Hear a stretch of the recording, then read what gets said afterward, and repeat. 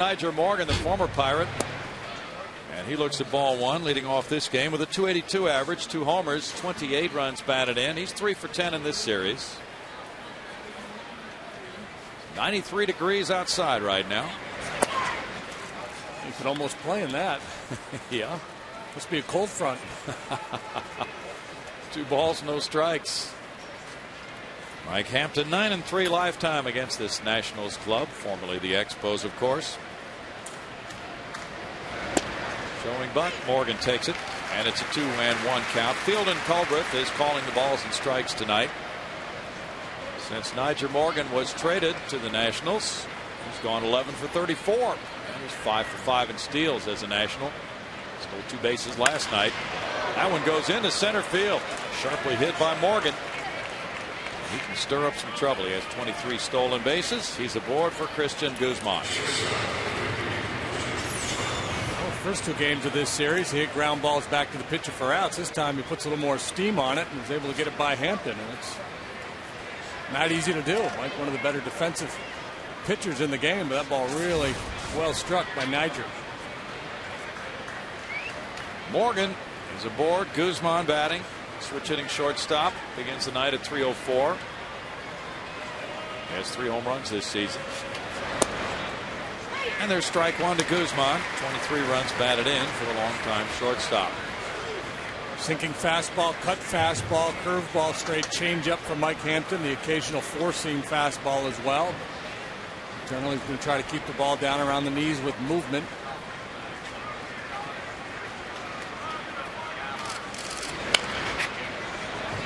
It's no balls, 2 strikes. Guzman has been slumping recently. 6 for his last 47 for a 128 average over the last 11 games.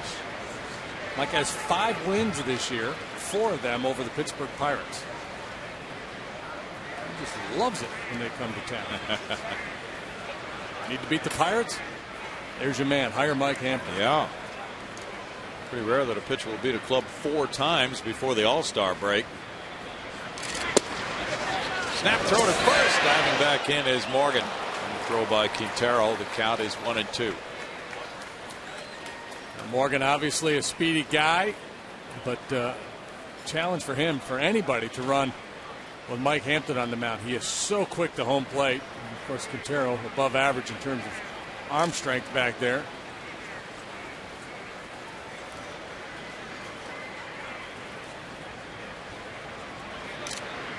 Hampton throws to first. The Astros are 4-1 on this homestand. That does not include the completion of that suspended game.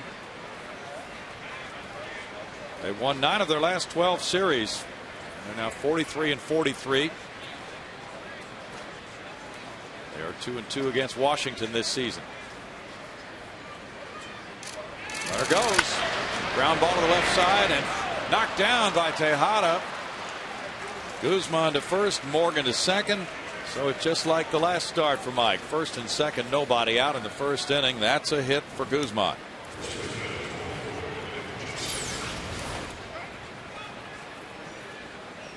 Even if Mickey comes up with that ball cleanly, he would have had no shot at Morgan at second. He was going with the pitch. And not likely would he throw out Christian Guzman from the hole. Guzman runs pretty well. Defensively, the Astros with a very similar look. Lee, Bourne, and Pence in the outfield. Infield, Blum has been outstanding this year. Just a couple of errors. Tejada at short, Matsui and Berkman. And Humberto Quintero behind the plate. Hampton, a former Gold Glover. He's the only pitcher ever to win the Gold Glove Award and the Silver Slugger Award in the same year. Nick Johnson's the batter. Ball 1 to Johnson. He's on an 8-game hitting streak. .299 hitter, 5 homers, 36 runs batted in, 3 hits in this series. He's walked 7 times in his last 8 games while collecting 10 hits. And left-handed pitchers don't really bother Johnson a whole lot, and Mike, not one of those lefties that typically chews up left-handed hitters anyway.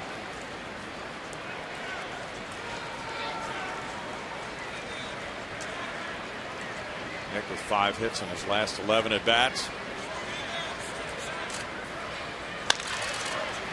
Rolled out to second. Matsui, Tejada, Berkman, double play. Hampton He follows suit. This time it's not a line drive double play, but just the same way as the last start. First and second, nobody out, double play. Now, Mike Hampton's been doing this for 17 years now in the major leagues. Frustrating teams. He allows base runners, but when on his game, gets a lot of double plays. Typically tough to run against, so he's tough to build innings against. Usually keeps the ball in the ballpark.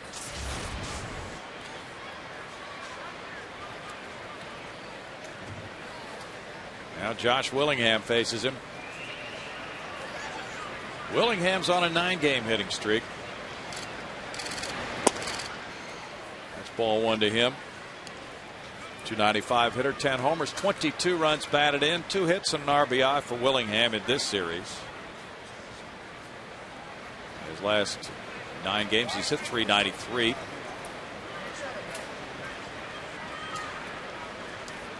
Willingham, a former Florida Marlin.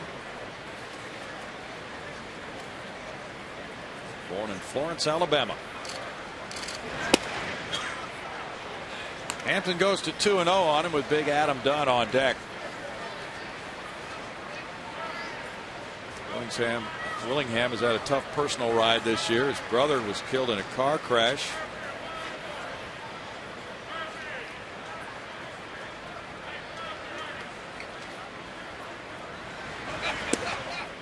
Strike, and that makes it 2-1.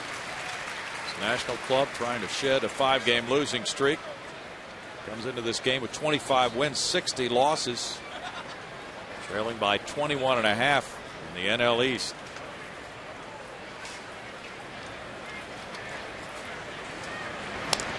You think they're a little anxious for the All-Star break? Oh, I know it.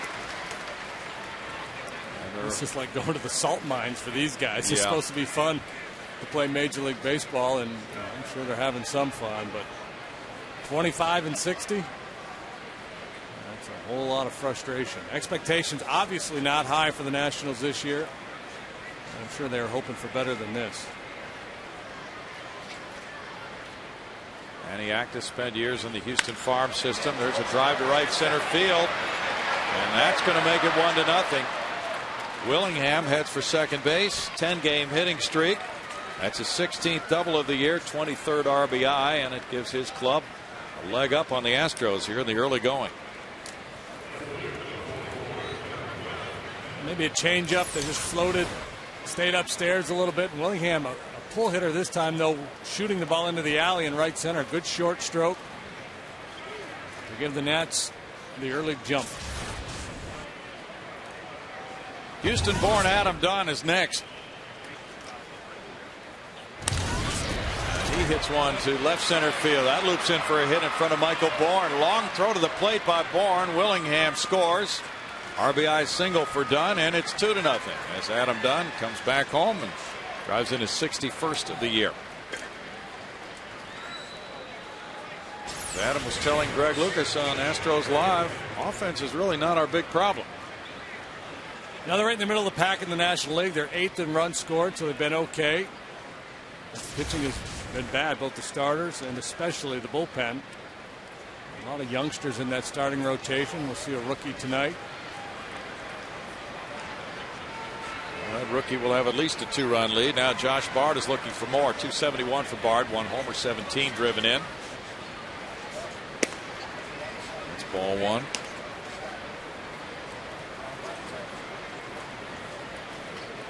Bard has done all the catching in this series so far.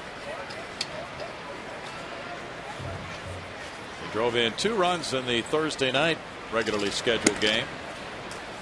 It's 2 balls, no strikes. Now Quintero goes out to talk it over with Hampton. A lot of baseball people who like to look at numbers, not necessarily ascribe to catching numbers, but with Quintero as the Astros starting catcher, their record is 12-9. And staff ERA is 3.80 in those games. This one heads for the gap in right center, and Adam Dunn might be able to score on this. It goes all the way to the bullpen fence. That'll make it 3-0 as Dunn comes home. Another double. Bard's 11th of the year. That's his 18th run batted in. 5 hits in the inning for the Nationals.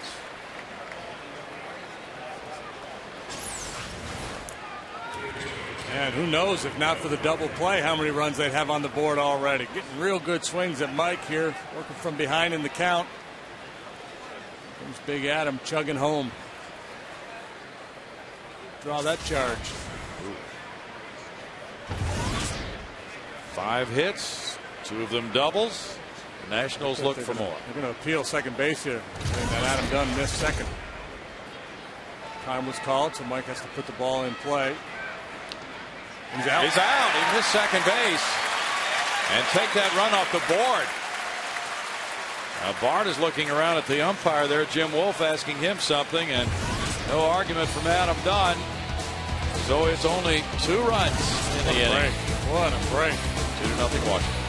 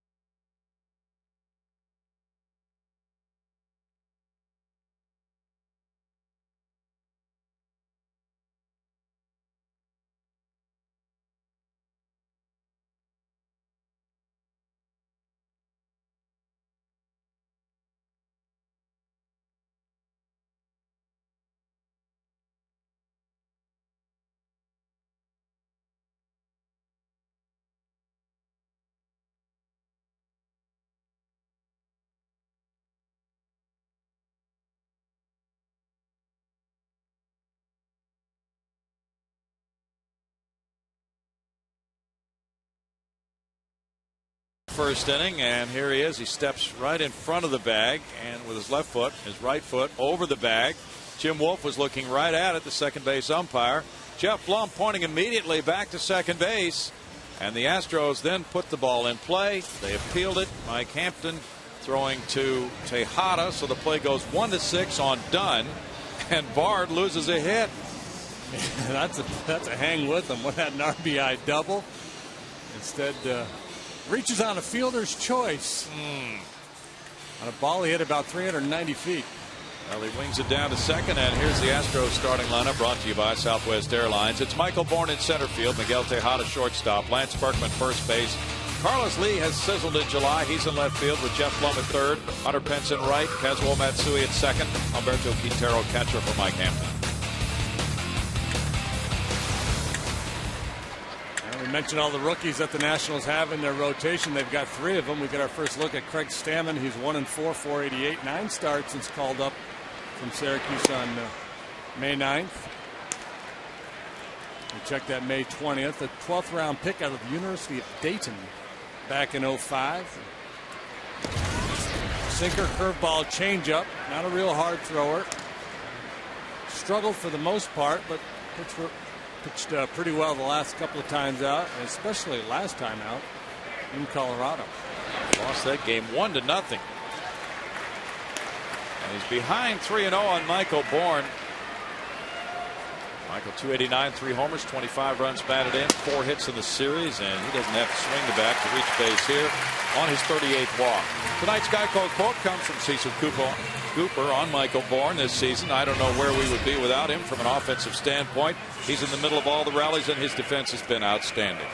Bourne aboard, Miguel Tejada the batter. I think he's on a 6-game hitting streak. Bourne the league leader with 29 steals. Tejada leads the league in hits as well with 114.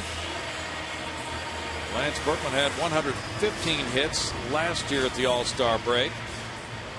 Bob Watson, the club record, 123 hits in 73, but he had played 102 games by the All-Star break.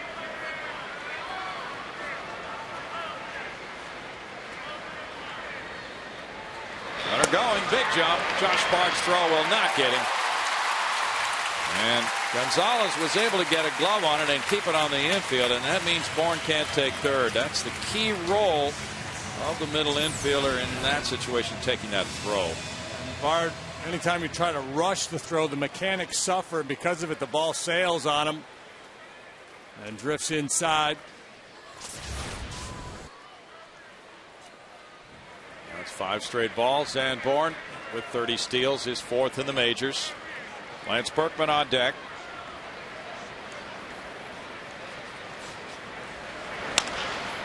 This fly ball heads for the right field line. Josh Willingham gets behind the ball for the throw, but Michael Bourne will be able to make that move to third easily on out number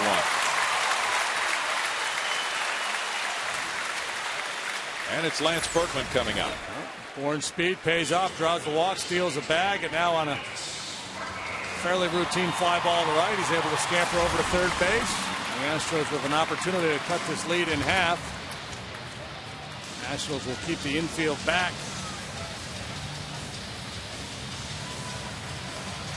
They will concede this run to Lance Berkman, whose 11-game hitting streak was snapped last night. He went 0 for 4 with a walk. 273 for Lance, 18 homers, 54 runs batted in, and his on-base percentage is up to .401.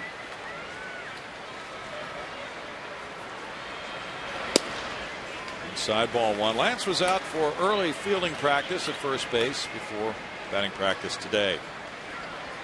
He's hit .423 in his last 16 games with 4 homers, 16 runs batted in. It's 2-0 with Carlos Lee on deck. Lance needs a homer or 4 total bases in any fashion to tie Cheo Cruz for third place on the Astros total base list for career.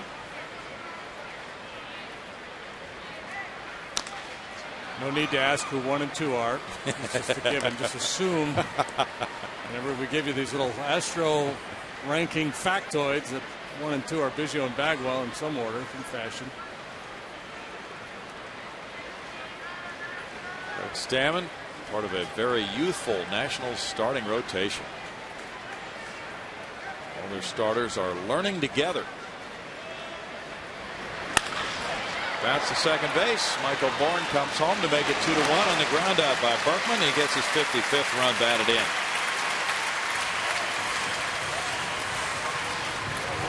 He got a pitch he probably feels like he should have done more with, but RBI ground out. Better than a stick in the eye. Get that run home.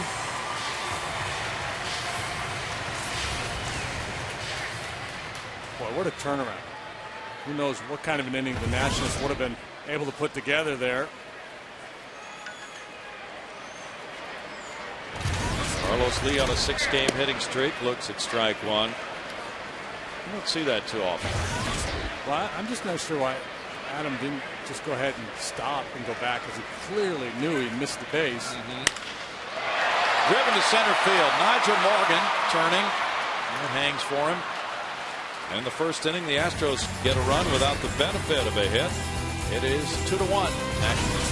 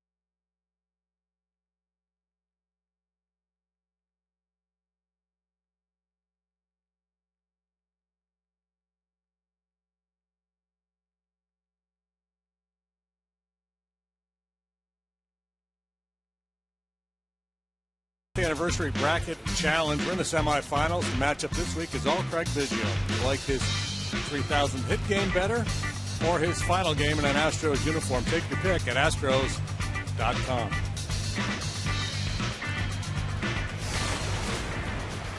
Mike Hampton trails 2-1. He gave up 2 runs on 4 hits in the first inning. Here's Ronnie Belliard looking at ball 1 as he throws his 21st pitch of the game. Belliard, a 173 hitter with 2 homers, has 8 runs batted in. Filling in for the All-Star Ryan Zimmerman tonight. One of the Nationals who's had a fair number of at-bats against Mike, and he's been successful. He's 9 out of 24. That's a 375 average. He's also walked 4 times.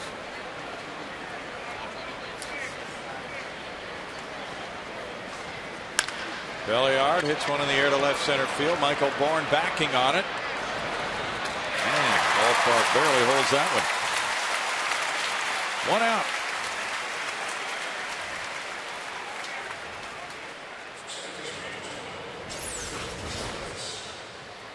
It's interesting to watch Michael break on that ball. Carlos, I don't think he didn't see it right away, but he watched Michael, realize it was Michael's play. So Carlos wisely took an angle back in towards center field, so he was in position to play a carom in case Michael got too tight and that ball was high off the wall.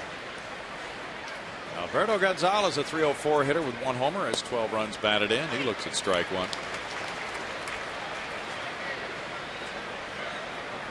Gonzalez was 1 for 4 and scored a run in last night's game. 1 ball, 1 strike. Gonzalez has hit well since he was recalled from Syracuse May 30th. 333, 18 for 54. Made the opening day roster, but was sent down from late April through late May. Bouncer goes fair and into the left field corner. Gonzalez will make it to second easily, and now he'll take a turn. Pat Listash looking as he holds on with a double. The pitcher coming up, Craig Stammen. Nationals get another double. Would have been their 3rd. It's number 2. Typically when Mike Hampton pitches, there's a lot of action down there at third base. Gonzalez, though, able to hit this one right down the line with the play in front of him. Opts to slam on the brakes out there at second base. Craig Stammen has 3 hits and 12 at bats. He's driven in 2 runs. He looks at strike 1. Stammen at Syracuse with a 1.80 ERA, earned that promotion after 7 starts in the International League.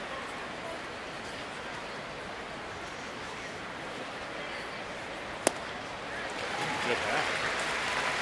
0-2. That was just the 8th 1-0 game played at Coors Field in Colorado. A game he lost in his last start. He gave up a Todd Helton RBI double in the first. Worked 7 very good innings. Yeah, I guess typifies what's going on with the Nationals this year. Their pitching has really struggled. So he goes into Coors Field and pitches just a dandy, and they can't score.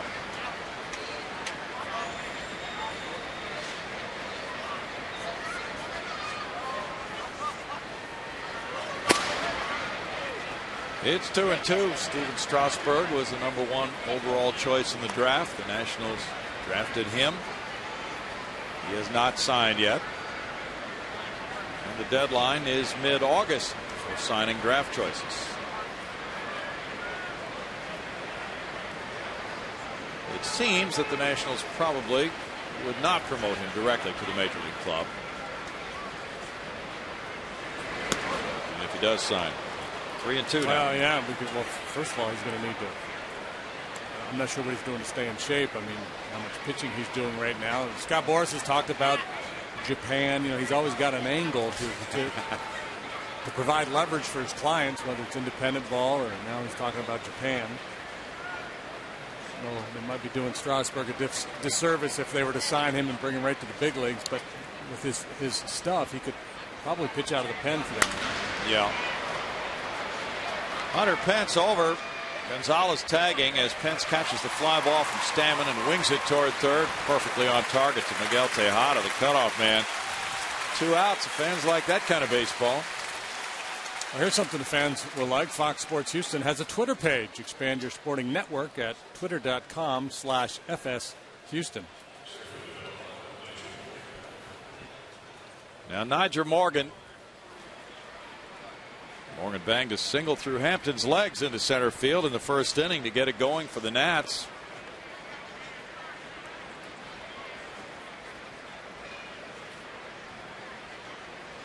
The Nationals are 3rd in the league in on-base average. Morgan, Berkman, and Hampton to get him. No runs a hit, no runners stranded. Washington 2, Houston 1 after 1.5.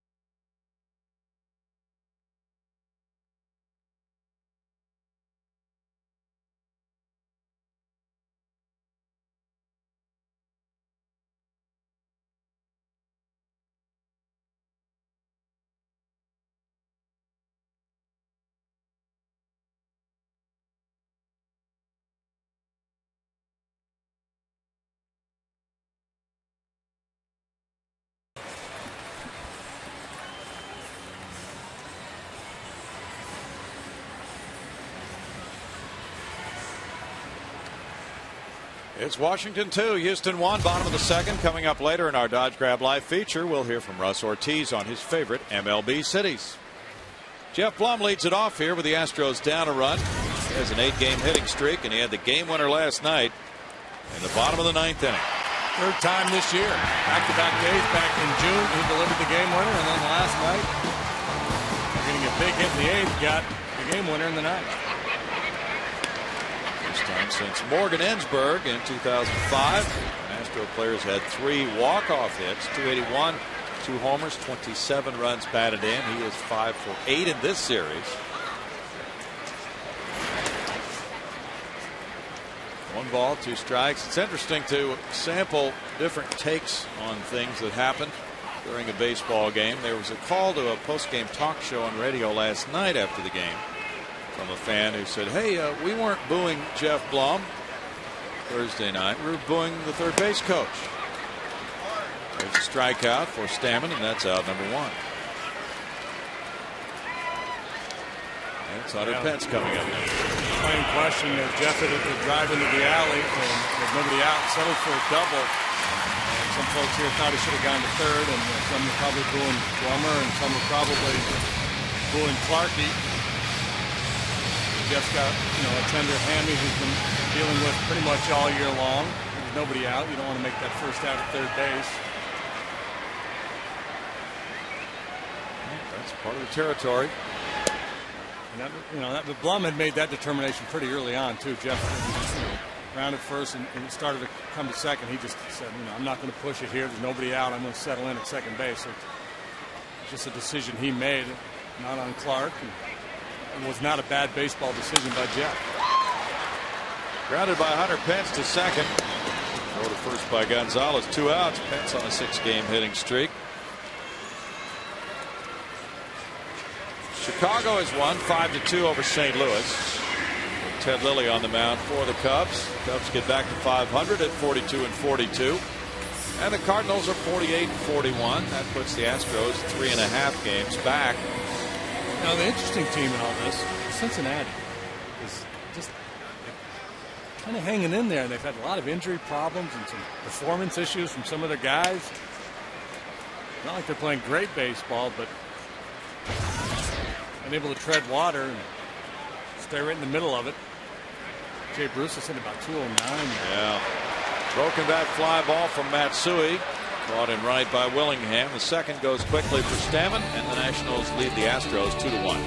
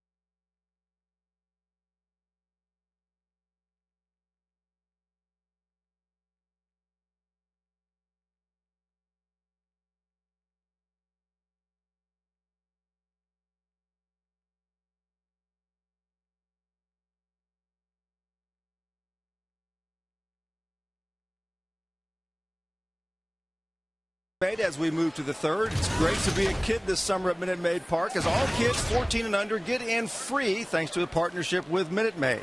And come out tomorrow, and all kids ages 14 and under will enjoy a free hot dog and Coke, courtesy of HEB, Sheriff Blaylock's, Coca-Cola, and Aramark. And stick around after the game as the kids run the bases. It's all kids all the time. For all the details, go to Astros.com. Brownie? All right, thanks, Bart. It is a 1-0 count for Mike Hampton. Got a little Oreo cookie hairdo working there. Well, there was a cookie eating contest on the field before the game last night. 1 ball, 1 strike to Christian Guzman. He got an infield hit in the hole at shortstop off the glove of Tejada in the first inning. It's 2 balls and a strike. Roy Oswalt has bruised fingers from his at bat the last time up last night in the 6th inning. He came out of the game 2 batters into the 7th. Should be all right to go in his next start after the All-Star break. Fly ball to right. Hunter Pence backing on it now.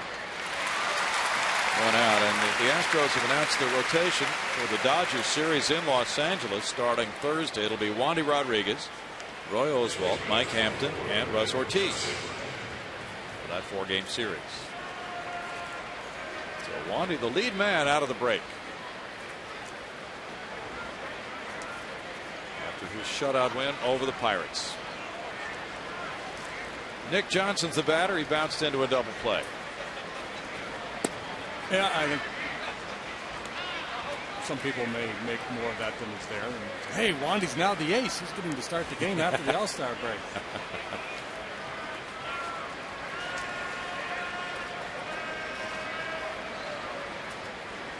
Manager doesn't have much luxury in terms of placing his starting pitchers. It happens at the beginning of the season, then out of the All-Star break, and then if you make the playoffs at that point, you can reset the rotation some, depending.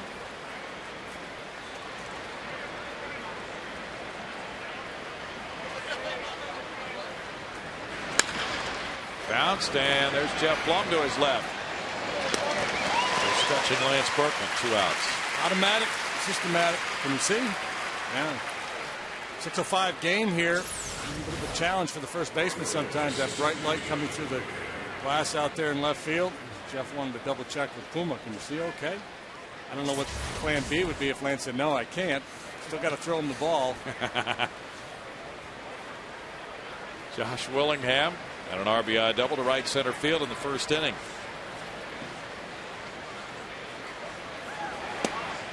Strike one to Willingham.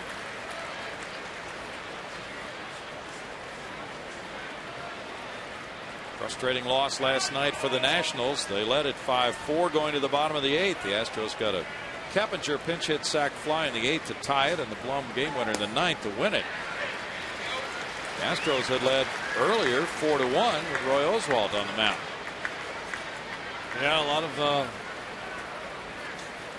grousing coming from the read the stories out of Washington on the Nationals. Joe Beimel very upset. He stink. We keep finding ways to lose. I don't think he said he stink, but that was kind of the gist of what he had to say. Said it was beyond embarrassing. And you remember Jeff Blum had that big double in the 8th. He had a little weak pop up in foul territory. Prior to that should have been caught, was not.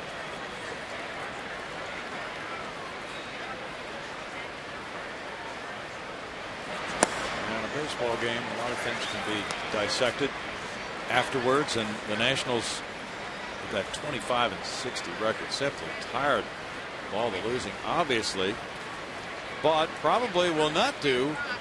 One of their players thinks anyway. A whole lot of wheeling and dealing here in July. It's 3 balls, 2 strikes. Well, you know, they've got pretty good position players, and they've got young pitching. So, you know, they're going to try to hang on to their young pitching.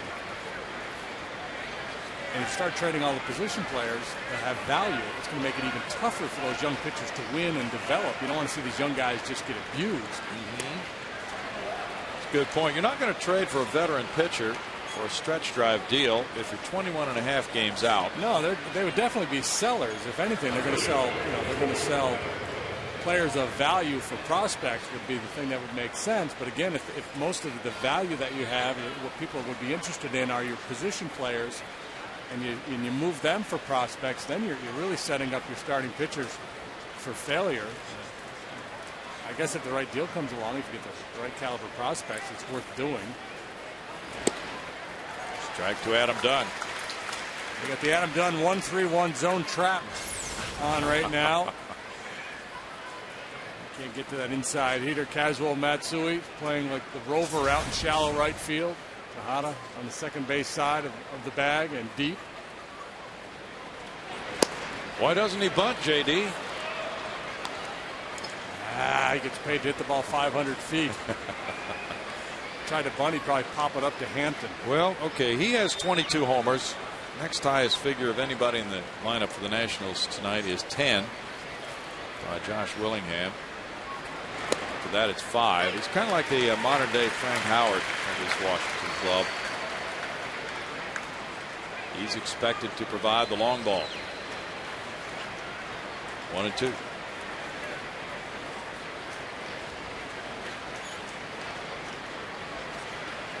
There's 34 hits to right field, 29 to center, only 15 to left. And Hampton crowds him and strikes him out. That's number 1 for Mike, and it's no runs, no hits, and a man stranded. 2-1 Washington.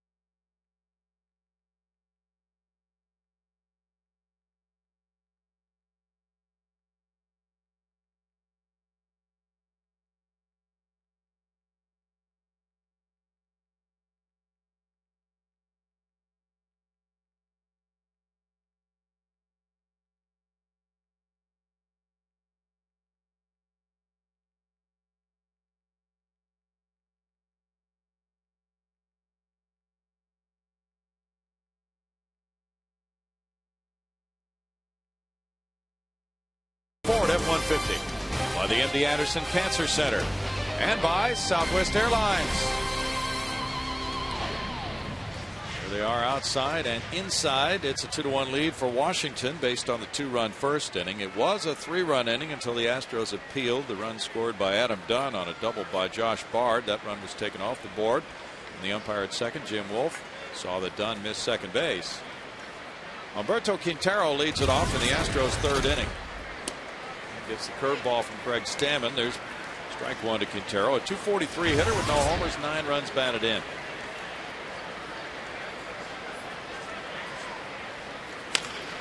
Bounces this one slowly to third, staying fair and unable to play at Belliard. Quintero reaches on the infield roller.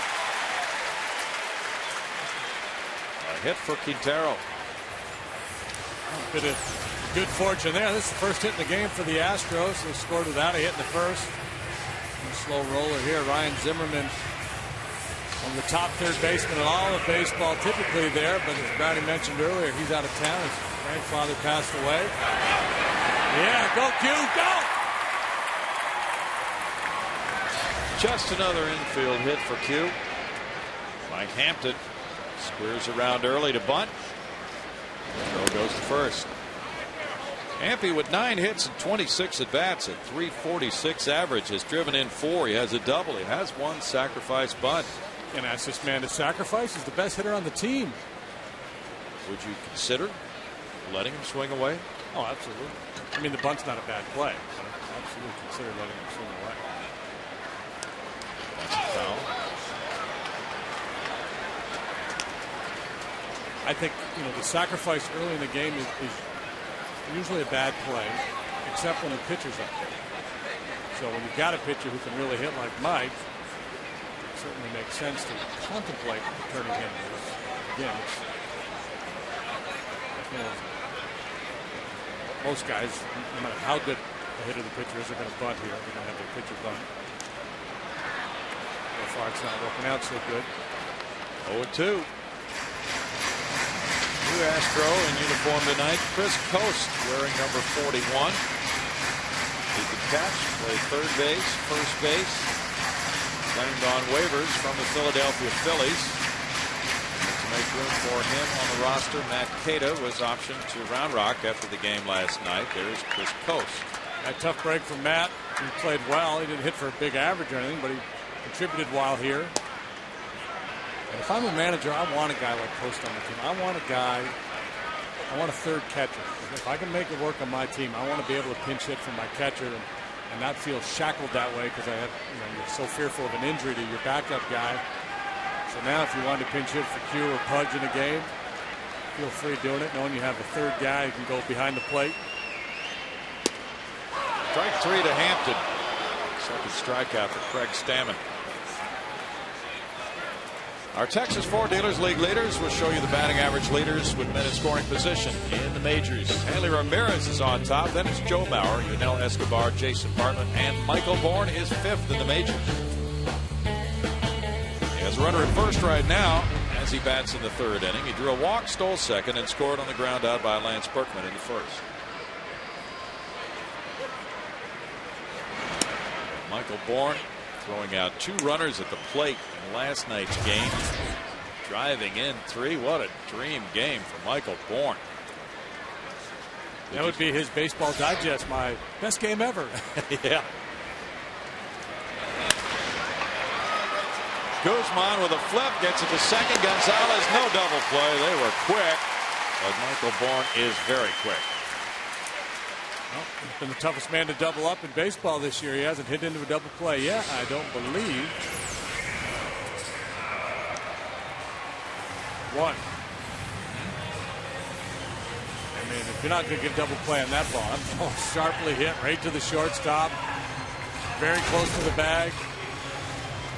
Not really that close either at first base. No. Michael's on for Miguel Tejada. He might be running again here with 2 outs. Miggy hit a fly ball to right in the first. There's strike 1. There's a great photo on the front of the sports page today on that play at the plate on Michael's second throw to home last night. The diving tag by Pudge Rodriguez. Terrific picture by Smiley Poole. Yeah, it was a great play by Pudge. Another longtime photographer, Tim Johnson, passed away Tuesday. Memorial services, private services for him will be held next Tuesday here at Minute Maid Park. He was a stringer for AP, Reuters, UPI. And took a lot of baseball photos, including the one of J.R. Richard being loaded onto the ambulance when he had his stroke at that workout. 1-1 the count to Miggy. Wouldn't be surprised if they pitched out again. You're right. Now they won't. Really? I would be surprised if they pitched out again. We're always surprised. It makes it a wonderful guessing game. Yeah, move on. It's one of those things that, as a manager, you might be tempted to do. But if you do it and you're wrong, and then the guy crushes a 3-1 pitch, you're going to take so much heat. It's probably just not worth it to try it.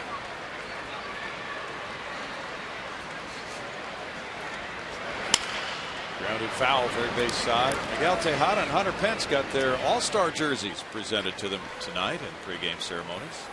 Don't forget them, boys, or you won't be able to play. Make sure you pack them. Got to get them packed for that trip to St. Louis.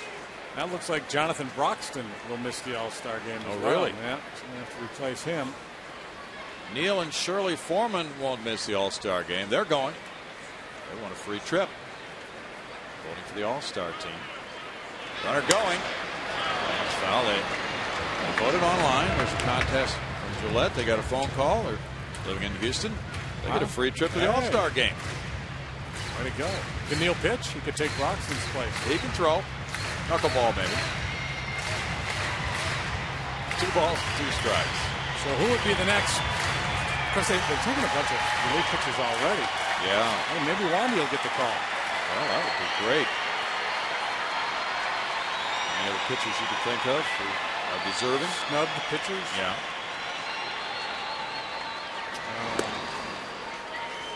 I'd have to look at the roster. I don't remember who's on it. Did you get to see the no-hitter last night? I did. I listened to it on the way home. Oh, I listened to John Miller and Dave Fleming's call of it, and then we turned on television and saw it. Yeah, that was really something. It was neat. I'm assuming that was his dad that came in the dugout and was hugging him. That was really cool. Yes. Jonathan Sanchez. Line, and boy, he got around on that one. Tell you how to rip that one into the seats. With Bourne running on the pitch. Well, the first no-hitter in Major League Baseball this year comes from a fellow who started the game with a 2-8 record, had been taken out of the rotation, is having all kinds of problems. But that's kind of one of the neat things about baseball. Opportunity presents itself, and the kid steps up, and he's always had good stuff. I've never questioned his stuff. He threw 4 or 5 no-hitters in college. Might have played against this guy in college. He was Sanchez was an Ohio Dominican. Okay. Stammen at Dayton. Bourne going and no throw by Bard. Another steal for Michael. That's his second of the night and 31st of the year. Boy, if you drafted him on your fantasy club, what a shrewd move that was. Way to go, Michael. Yeah. Keep going, buddy. He really anticipated something if you drafted him.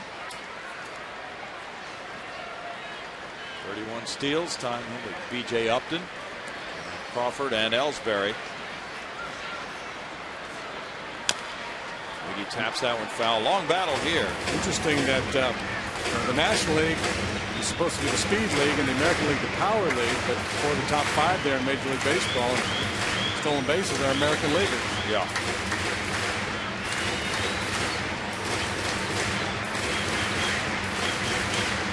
Showed a very nice pace here in the first half of the season.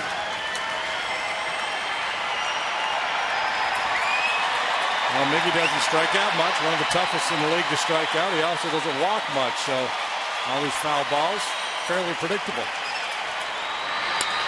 Line drive, well hit left center field, and it bangs off the wall. Fielded by Niger Morgan. Tie ball game, 2-2. Tejada, the doubles leader in the National League, gets number 30. Yeah, cruising into second with yet another double is becoming fairly predictable as well. That's a case of just wearing a pitcher down, fighting off some pitches. Stammen maybe a little frustrated, said to heck with it, I'm going to challenge him. Threw him a fastball over the heart of the plate, down a little bit. But Tejada, with that great eye-hand coordination, that great plate coverage, comes through. Spotlight time. Oh, yeah. Come on, throw one. There it is. 115 hits. That's as many as Lance had at the All-Star break last year. And now it's Lance Berkman, the runner at second. He drove Inborn from third with a ground out in the first inning. Lance a .350 career hitter against the Nats.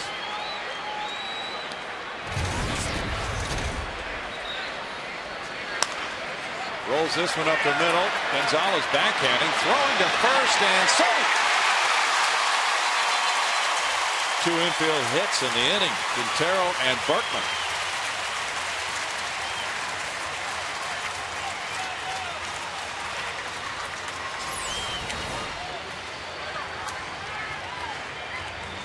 And Gonzalez can play a little bit.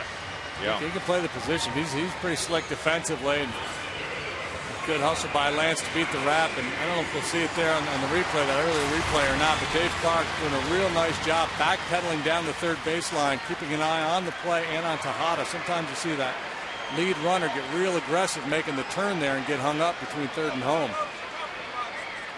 Carlos Lee. Strike one.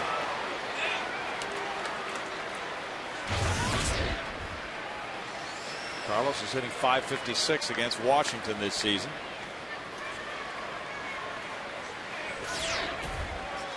Jeff Blum on deck. Fly ball to left. Adam Dunn moving in for it. And the Astros tie it with a run on 3 hits. They strand 2 after 3. It's 2-2.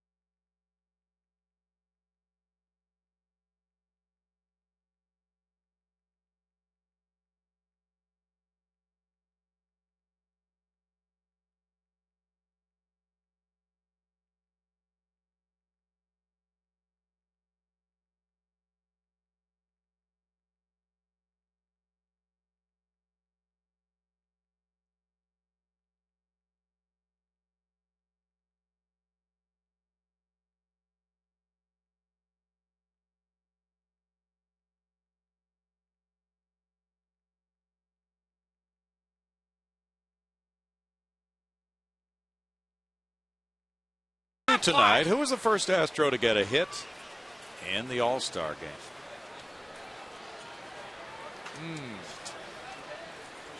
Not Colt 45, but Astro. Well, it says Astro. I don't know if it means Colt 45, though. He would be eliminating the first 3 years of the club. Josh Bard fouls it, strike one. Let's get some verification from the truck as to what we're looking for here. All right, we cannot begin until we get that. 1967 Astro. It took that long. Looking for the first Astro to get a hit in an All-Star game. Boy. I'll go with Rusty Stock. Okay.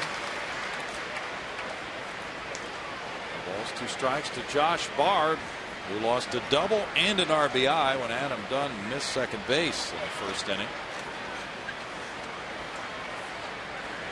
Jimmy Wynn. Solid. Good breaking pitch for Hampton. Foul tip strikeout. Bard looking back at Field and Culbert. And no, that's not right. I think they're asking for a little help here. Yeah. And they're saying foul tip, ball in the dirt. I didn't see Culbert call foul tip, but apparently he's still alive.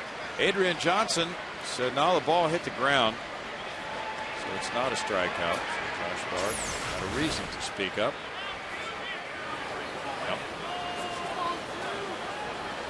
He's in the dirt. I didn't see Culbert ever signal foul tip. Yeah, he did. Did he? That's in the dirt, bouncing. 1 ball, 2 strikes. I better punch him out because I already marked that on my card. Okay. Pressure's on. Come on, Happy.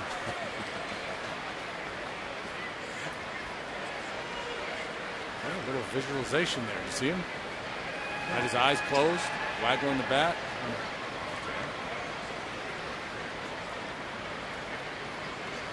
See the moment, see the ball, be the ball. Well, it worked. Smacked it into center field for a hit. He's now 1 for 2. Could be having the game of his life had Adam Dunn touch second base. The Jack in the Box standings will feature the 6 shutouts in the majors last night. 6 of them. Sanchez worked a no-hitter. Could have been a perfect game, but the third baseman made an error. Bronson Arroyo shut out the Mets. Danny Herron shut out Florida. Jeff Neiman blanked Oakland. There were team shutouts for Boston and Toronto. Yeah, it's funny how Lonnie Raybe made that error at third base. He had played second base pretty much all night, and then they moved him to third and brought I can't remember who they brought in to play second, but they tried to put their best defensive team on the field.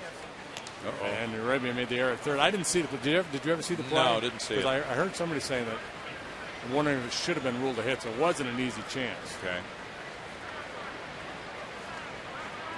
Well, they should have had Pablo Sandoval in there. He would have made that play. He had been in there. So that tells you what they thought of that. Belliard fouls it for strike 1. The Kung Fu Panda wouldn't have missed that play.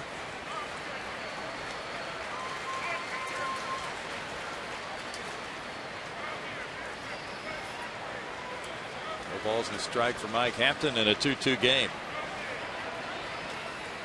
Well, Bruce Bochy has a pretty good idea what he's doing. We'll have to go with him on that one. Yeah. No balls, 2 strikes. And of course, the night before, Tim Lincecum took a no-hitter into the 7th inning against the Padres. And if you were to take a poll of National League players and coaches and managers and say, which team do you think is the most likely to be no-hit this year? I think the Padres would win or lose, depending on your perspective.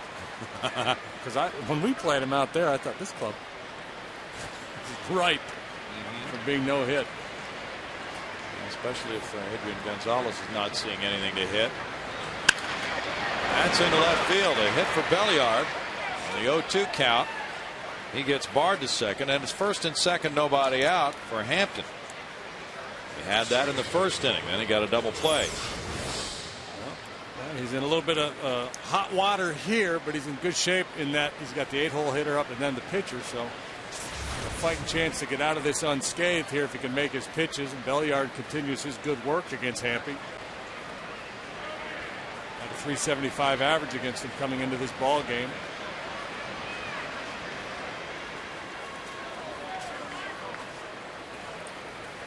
Triple plays in order. Gonzalez. Well, Mike Shannon did that one time, and it happened. You got to throw that dart at the wall every now and then. You know, and with all the ground balls, Hampton gets to third. Yeah. Gonzalez hit that ball right down the third baseline last time.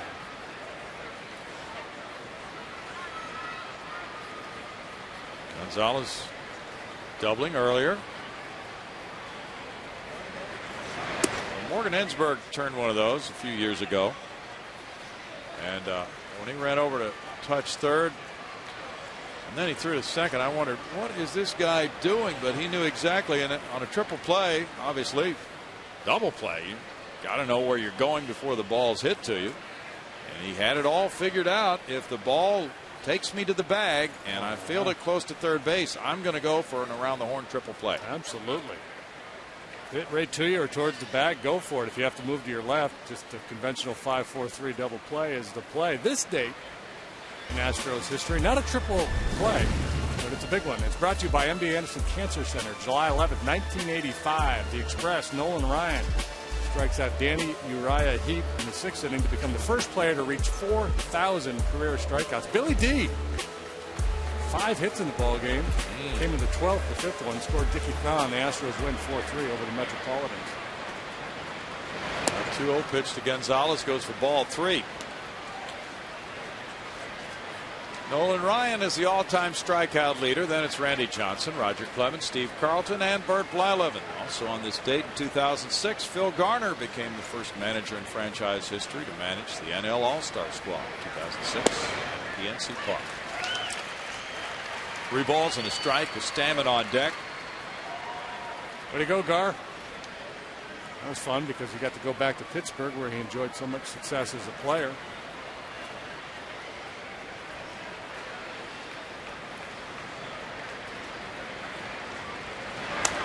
Oh, the bat goes flying and the ball the other direction. That bat wound up in the Nationals dugout.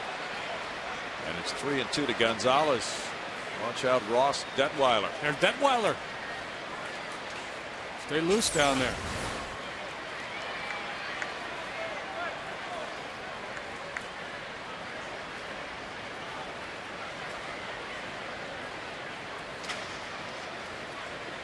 Flattered around underneath the bench.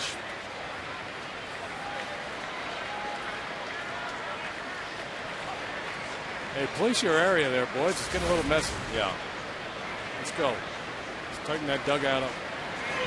3-2 pitch grounded. That's a fair ball, and it kicks back towards center field. That'll score. Bard. And Carlos throws into second base. And Blum is down. His knee buckled. Blum is down at third base. He was coming to move into a cutoff position, and I think he rolled it on the base. I thought initially that his knee had just buckled like he'd caught a spike. But, boy, we almost had our triple play ball. It hit too sharply and right down the line again, a carbon copy of his first hit. And let's watch Jeff come back into play here as he rolls that right ankle. Yeah. That is very painful. He doesn't want to come out. No, that's one of those deals you roll it sometimes and you get that initial kind of pain and you feel, feel like you really tore it up, and then it kind of settles down. So right there, he rolls it, but it doesn't go all the way. He's able to kind of get it back.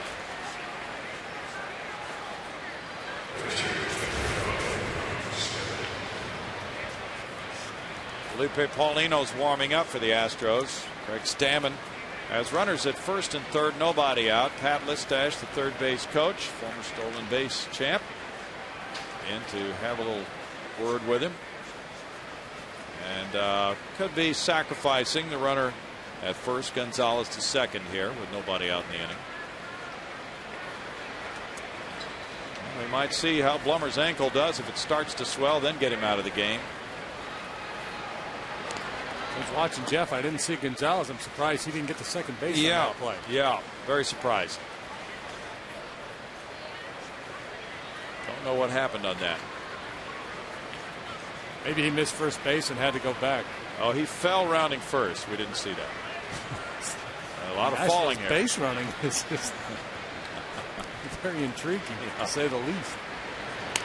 Bunt it, and Hampton will wait for Matsui and throw to him for the sacrifice. 1 out, and now the Nationals, leading by 1, have 2 men in scoring position for Niger Morgan.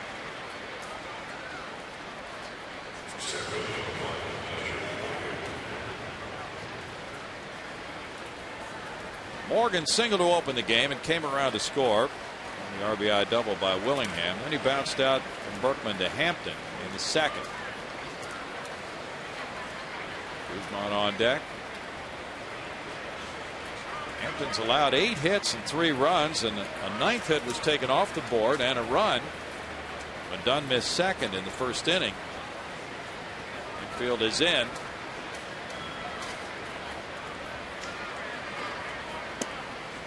Interesting infield in, despite the fact that there's not only a man on third but one on second as well. So base hit likely scores 2.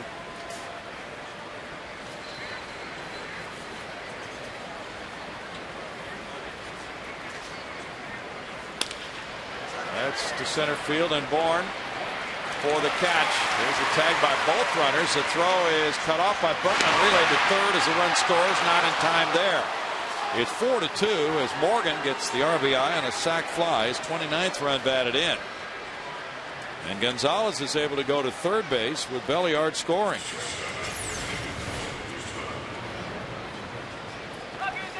Another good strong throw by Michael Bourne. Lance in position to cut it off. And Gonzalez, kind of a risky base running decision there to try to go, and he ultimately made it. But to go to third base there, it's one thing if it's a real high throw and you can read it, but he was going as soon as Michael loaded up. Strike to Guzman.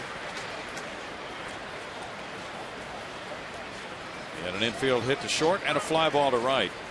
It's a play where you're Todd as a base runner at second to absolutely tag up on that ball, but you read the throw, and if it looks like it can be cut off, you hold up. Line shot to left makes it 5-2. RBI single by Guzman, his 24th run batted in.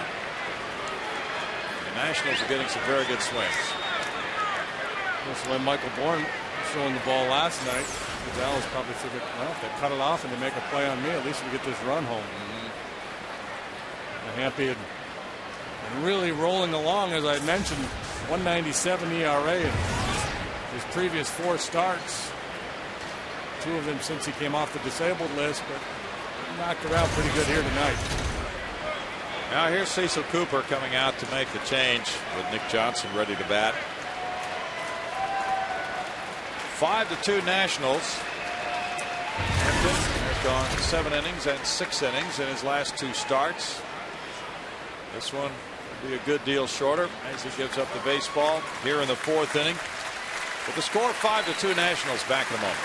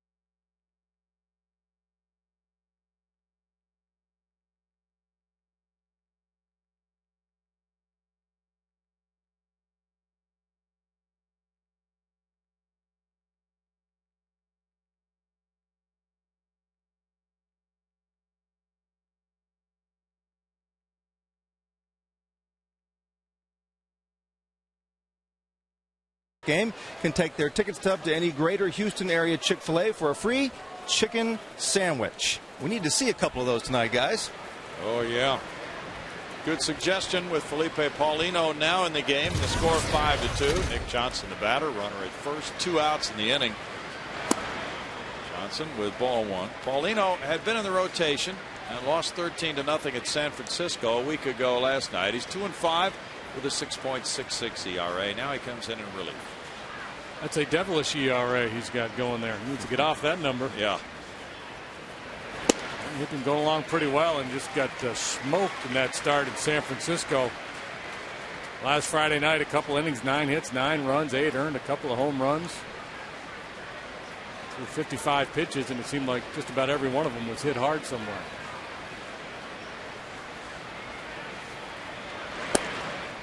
Pretty good breaking ball. And that was coming right behind perhaps his best start to Major League. 7 innings of 1-run ball against Detroit, a game where he struck out 9 and didn't walk a single batter. Go figure. Well, if you ever do go figure Major League Baseball, then you should write a book. It's so hard to write a book, though. I'm so easily distracted. It's hard enough to read them. Yeah.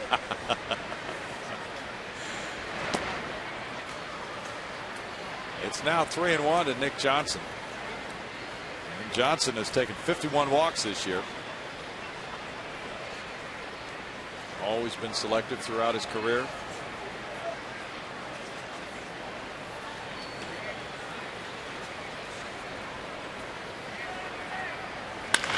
He smokes that line drive to center field. That's the 5th hit of the inning. The Nationals originally got 5 hits in the first inning as well until one was taken off the board. So they have collected 10 in this ball game. Yeah, Nick Johnson, such a good hitter. 3-1, you had a feeling he was going to hit it hard somewhere. I was hoping he'd hit it at somebody where they could make a play. Josh Willingham got the RBI double to make it 1-0 in the first. Then he walked in the third. 10 hits here with 2 outs in the 4th inning for the Nationals. Ball 1 to Willingham, and now Quintero will go out to try to help Paulino find something that works.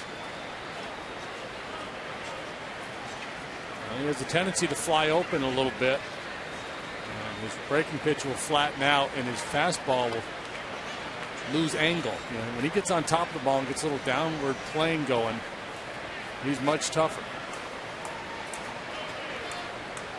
When he flies open, the hitters get a real good look at it. The fastball is pretty straight. Fastball doesn't have a lot of movement to begin with. It's 1-1 for Felipe Paulino.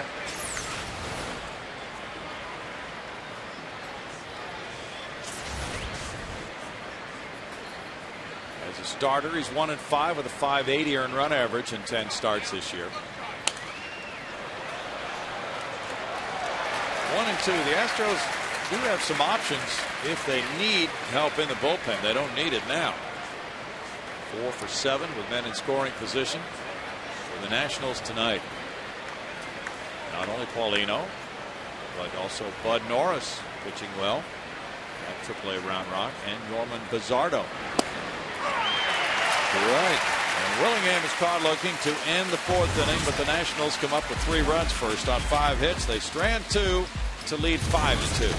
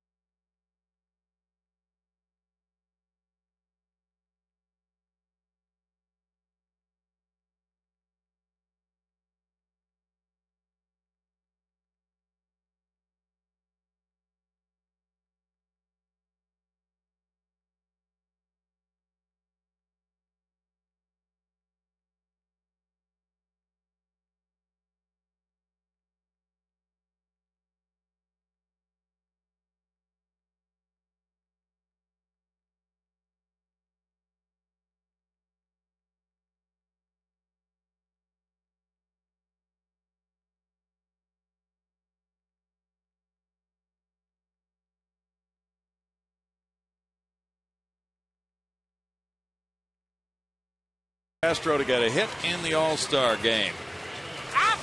We got Staub and Wynn on the board. Brownie nailed it. Yeah, Boots got it. Jimmy Wynn, 1967. You don't have to reveal your sources.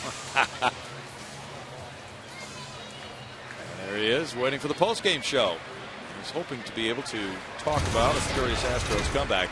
They've been out hit 10-3. They're losing 5-2 as Jeff Blum takes the first one. No, he swung at the first one on appeal to Brian O'Nora. And that is strike one. Struck out in the second inning, rolled his ankle in the top of this inning.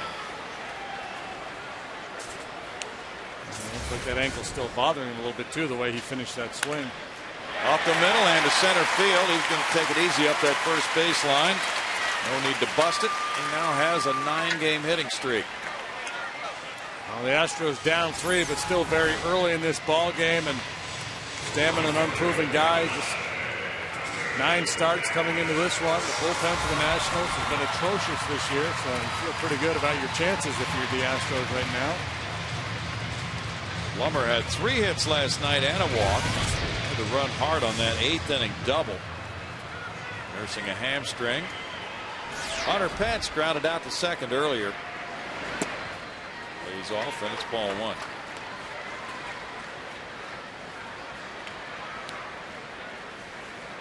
The Astros at 1 point, now that they completed that suspended game, that's chalked up to a loss on May 5th. So at 1 point, they were 10 games under 500, 19-29.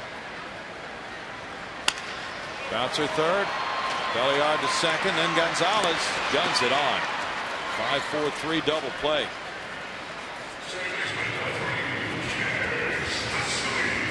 Hunter, normally pretty tough to double, but this ball sharply hit, turned into a pretty easy double play.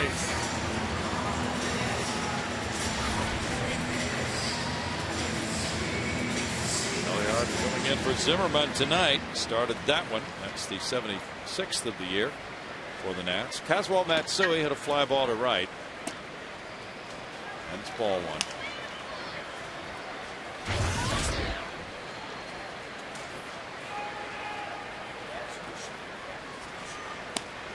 Mid-20s starting rotation for the Washington Nationals.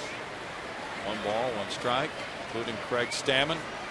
Astros getting their first look at him. And smack past the diving Gonzalez. A sharp single from Matsui, giving him a 5-game hitting streak.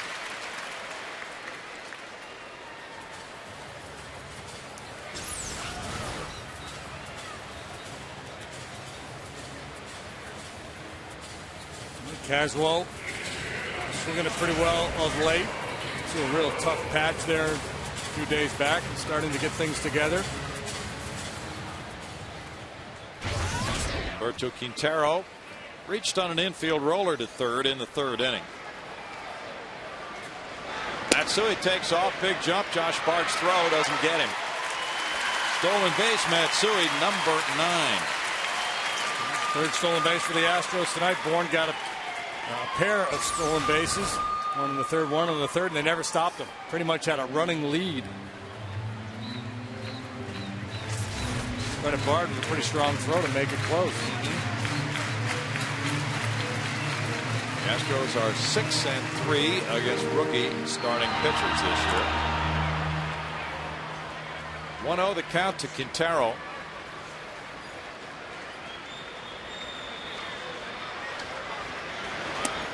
Nationals bullpen has been an issue and was an issue again last night. 2 balls, no strikes. 1-1 fielding Colbreth is pointing out. There's the breakdown. 6-3, 273 against rookie starters. You see a guy for the first time, and that doesn't mean anytime you face a rookie it's the first time you've seen it. It can be problematic sometimes.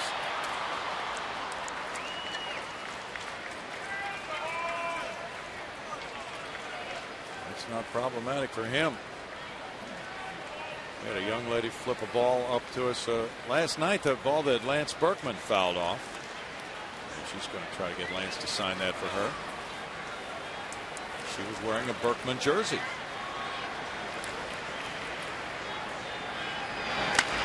Bouncer again slowly hit. Belliard over to play it. On to Johnson, and it's no runs, 2 hits, and a man stranded for the Astros after 4. Craig Stammen is shooting for his second major league win. He leads at 5-2.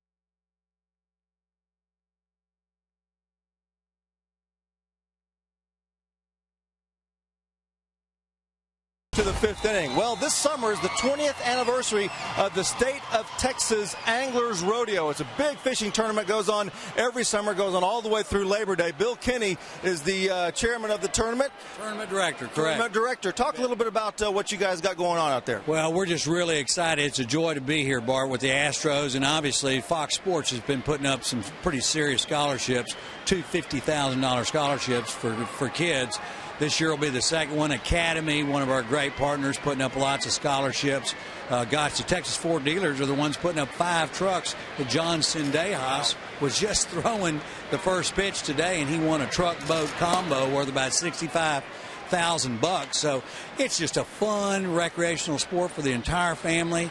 We're just grateful for the Astros, for Fox Sports, for Academy, for making all this possible. We're giving away $1 million worth of prizes over the course of the summer, runs all summer, $300,000 worth of free college. Anybody in here can win. All the kids, it's just fun for everybody. And it runs all the way through Labor Day, as we said. But talk a little bit about you've got twice as many tagged redfish out there available this time around, right? You bet. We jacked it up 50%, and the tagged redfish are being caught everywhere.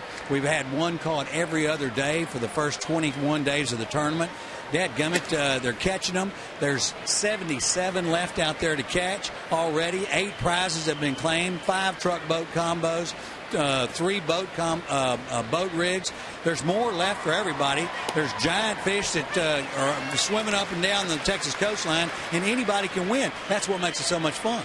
But it is a great event. A lot of money for college scholarships being raised. Fox Sports Houston, really excited about being part of this. Bill, thanks for being with us. Thanks again ever so much. Appreciate it. Good luck, Stros. Bill, back up to you. Just have him stay on and do the 5th inning here, Bart. Got it going on. Yeah. Adam Dunn has the leadoff walk. And Paulino now will face Josh Bard. Dunn on for the second time. Where do I catch these fish that gets me a free truck? I'm in the market. Yeah, that's right. Can I catch one in Lake Woodland? You could. Potentially. They got tagged redfish? No. Totally no. Josh Bard, the batter. He's 1 for 2. He's got Adam Dunn on base again.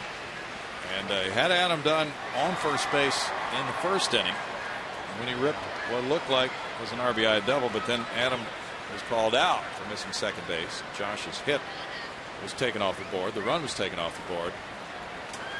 Adam's going to make absolutely sure he takes the second this time. I hate to wish it on Felipe, but I almost want to see Bard hit one in the alley again. Watch Adam go around second to see how slowly and carefully he approaches second base to make sure he touches it. You probably do a pop-up slide into second and then take off and go to third. Well, you know, he's going to have some fun with that. The anchor man. Yeah. Adam expecting another baby over the winter. Still lives in the Conroe area. Snap throw to first. Big Adam gets back. He said he still loves football and he would like to coach football someday after he finishes playing baseball.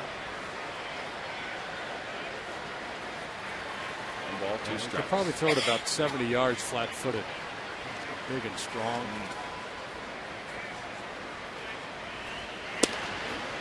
Big Frank Howard was about 6'7", right? Yeah.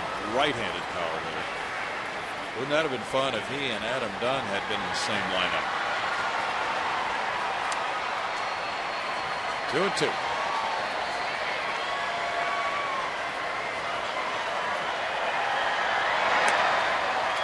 Now 3 balls, 2 strikes. 4 relief pitchers worked last night. Howard might have played football at Ohio State, we're thinking. On Thursday night, 5 relief pitchers worked in that game. Paulino might be in for a while, but back-to-back walks here. And now Belliard with bat.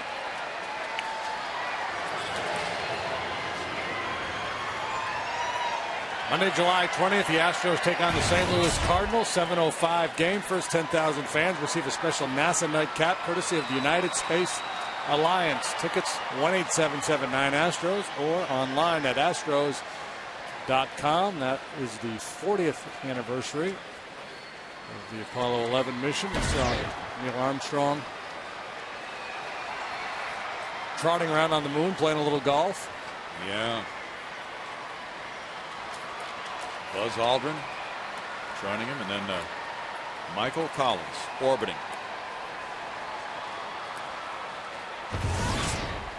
Paulino, after these back-to-back walks, has first and second nobody out, and it's Belliard batting. Alan Shepard had a pretty mean 7-iron up there, didn't he? Did he? Strike to Belliard. Belliard singled to left in the 4th and scored. He's 1 for 2.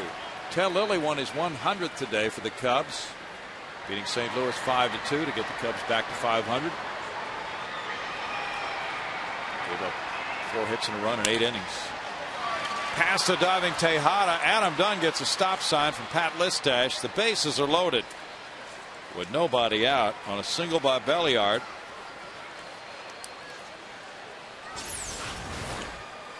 Miggy had a hard time getting started there. He kind of spins his wheels a little bit, not able to glove that one. I don't think it would have mattered anyway. It's probably a good thing he didn't. If he deflected and it trickled out towards the line, Dunn probably scores. Bases loaded, nobody out. Gonzalez the batter. Gonzalez 2 for 2 with an RBI and a run scored.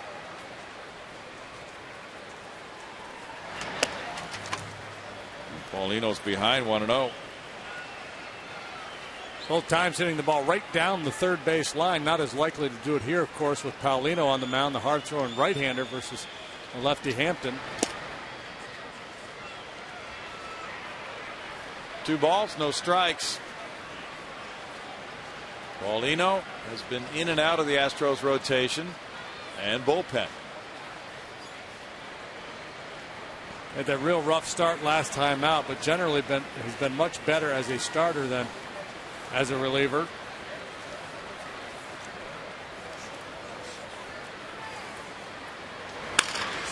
Ripped to left field. That makes it 6-2 as Adam Dunn scores. RBI single for Gonzalez. The number 8 hitter is 3 for 3 with 2 runs batted in for the Nats.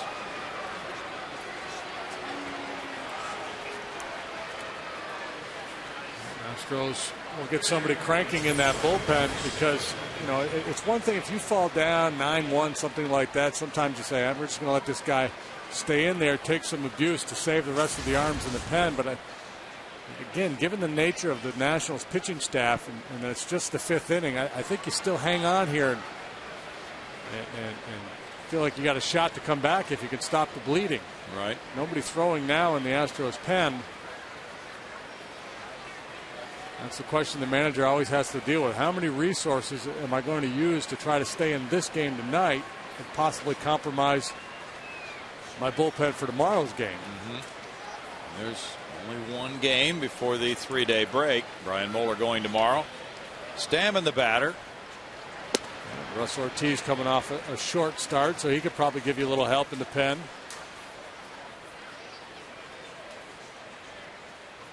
Strike one to Stammen, who hit a fly ball to right, dropped down a sac bunt.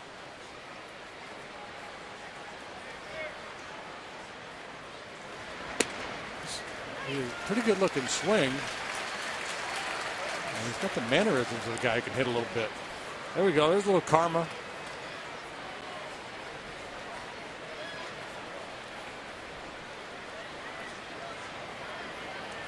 I think there's been a triple play since then. Morgan Ensberg turned one. 1-2.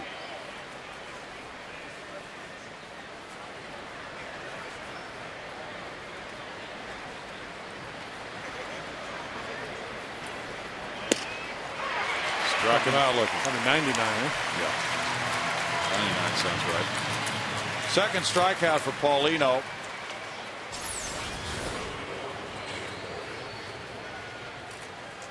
Two-seamer that ran to the outside corner. The double play cleans up this inning. August 19th of 04 at Philadelphia. Morgan Ensberg to Jeff Kent to Mike Lamb on Todd Pratt in the 5th inning. Thank you, Boots. Fouled away by Morgan. Now, folks, if you could be up here with us and see Boots, he's got all these books with all kinds of information and stats, events throughout Astros history. There he is. Minutia and otherwise.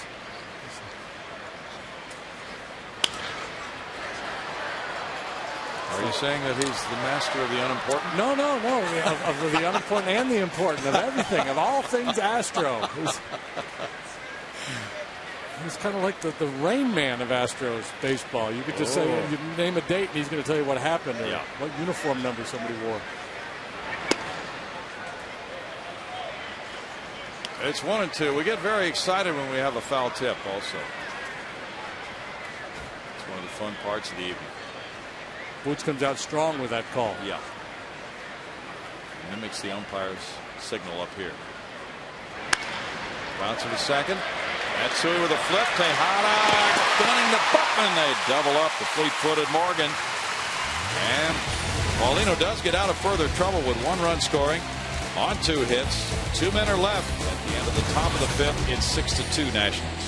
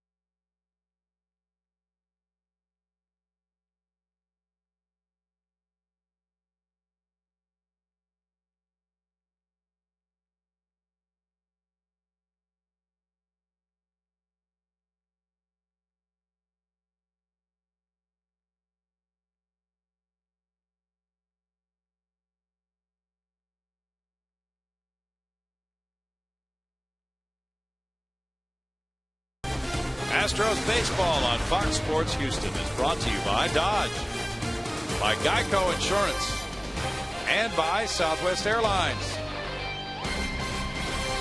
There are the wide concourses at Minute Maid Park. in the crowd watching a 6-2 game. The Nationals have quieted this crowd. Pelting out 12 hits. Felipe Paulino leads it off here. Takes strike one in the bottom of the 5th inning. Go ahead, big man. Knock one in the seats. Ooh, that would get him stirred up. Up the middle, off the pitcher's leg. Gonzalez throwing and getting him. A 1-4-3 play. Nicely done by Gonzalez. Leaves his feet. Felipe giving you everything he had, chugging down that line, trying to beat the rap, and a nice play by Gonzalez after the deflection by Alan Embry. The comebacker off the leg, broke his leg. He's done for the year in last night's game. Braves Rockies. Gonzalez got up slowly. Michael Bourne has scored twice tonight. He has stolen 2 bases. He's tied for 8th in runs scored in the National League coming into this game. There's strike one to him. Belliard in tied at 3rd. Stammen sinks it, and it's a 1-ball, 1-strike count. Final game tomorrow before the All-Star break. Starts at 1:05 here. The count runs to 2 balls and a strike.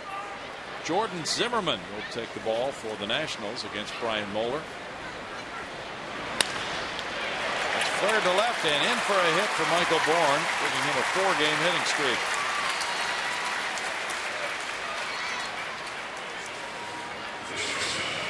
AT HOU comes up. Maybe with the RBI double to left center, banged one a long way in the 3rd inning. See, now we were just talking about Boots. How he knows so much about Astros history. Yeah. Got a note here from Sally Gunther. Okay.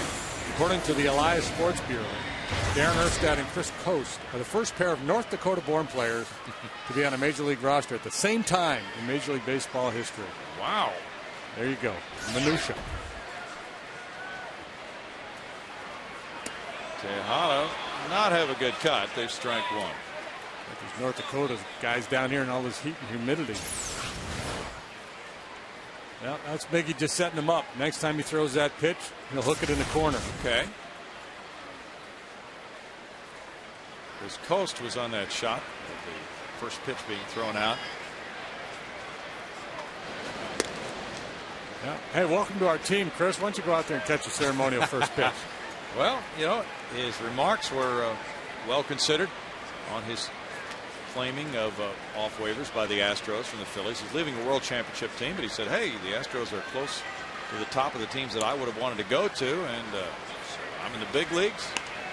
Made his debut at age 33 and wrote a book about that rookie season. Now he's written another one at age 36. He joins the Astros. And he's been known as a good pinch hitter. Right-handed batter. Bourne takes off, swing and a miss, and the ball is dropped by Bard. 3rd steal of the night for Michael Bourne. His 32nd of the season.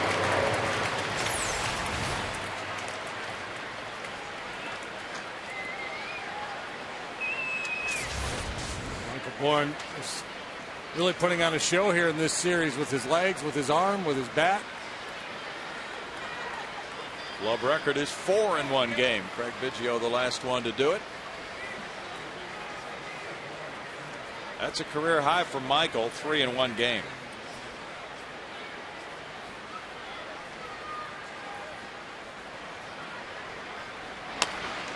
Out taps it. Stays fair. Bard with the throw. Gets him. 2 outs.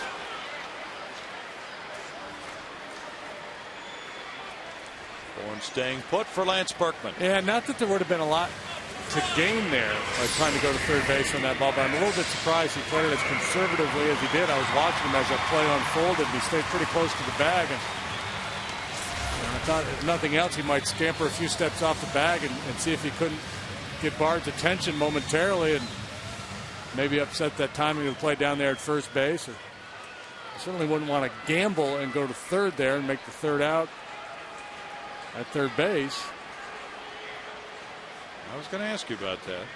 Berkman is 1 for 2. Of course, if he goes to third and they make a play on him, he's safe there with 1 out. They get Tejada at first. He's there with 2 outs. It's not that big of an advantage, but he just kind of hovered real close to the base.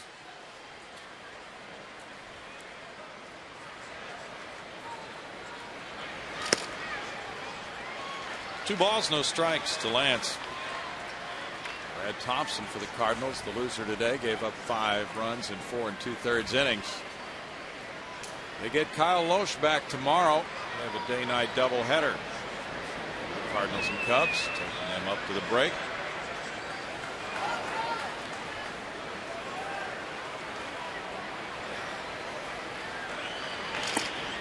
Berkman lays off, and it's 3-0. National starting pitchers have a combined record of 17 wins and 30 losses. Combined ERA is 5.01.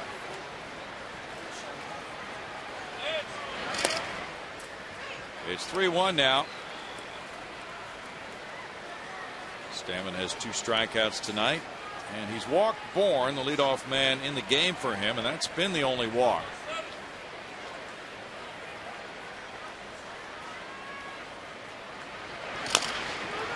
Bouncer slowly hit Nick Johnson's way. Johnson, a little bit late, but he got him. No. He had a problem getting it out of his mitt. I thought he was safe. Adrian Johnson calls him out. We'll review it after the 5th inning. It is 6-2.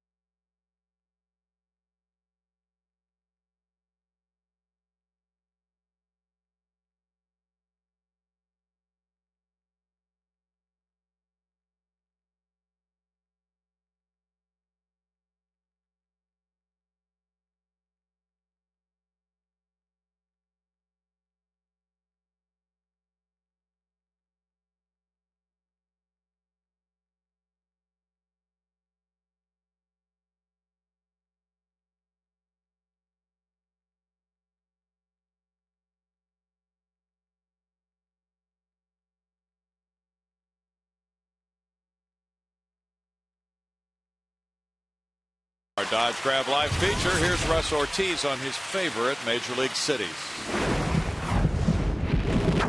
I like visiting New York for the 3 days that we're there during the baseball season. That's about all I can take is 3 days. To be somewhere for the longest period of time is probably Colorado. That's a good spot for being outdoors. Paulino on the mound, 6-2 Washington. Because his drives carry so much further. Yeah. That light air. Guzman is 2 for 3 with an RBI. 12 hits to 6 in favor of the Nationals tonight. Showing bunt, and he looks at strike 2. Angels got a 7-run 5th and beat the Yankees. Andy Pettit on the losing end, 14-8. 1 ball, 2 strikes. The Angels have really beaten the Yankees quite regularly the last several years. A-Rod hit 2 home runs. He now has 17. Hideki Matsui hit his 14th, and Eric Hinsky hit 2. 1 ball, 2 strike count. Pettit giving up 6 runs in 4 1/3, going to 8-5 with that loss. Jared Weaver is 10-3 with the win.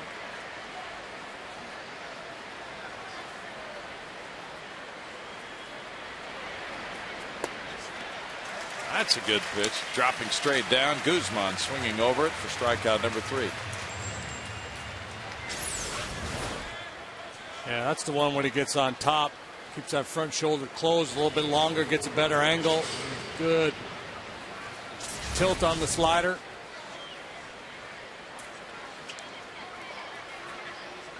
Nick Johnson's 1 for 3.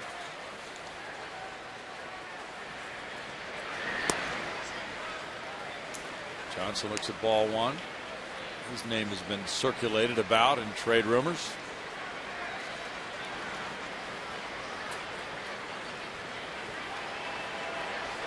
Nick's 30 years old. Well, the Mets could probably use a bat. Yeah. There's been a lot of talk about Nick Johnson going to the Mets. Of course, they just pulled the trigger on the Jeff Francoeur deal a couple of days ago. Or yesterday, I guess that was. Delgado not expected back anytime soon, right? I don't believe so. Nick was drafted by the Yankees in '96, traded to Montreal in '03. Javier Vazquez. I don't think Carlos Beltran is due to come back anytime real soon either. No.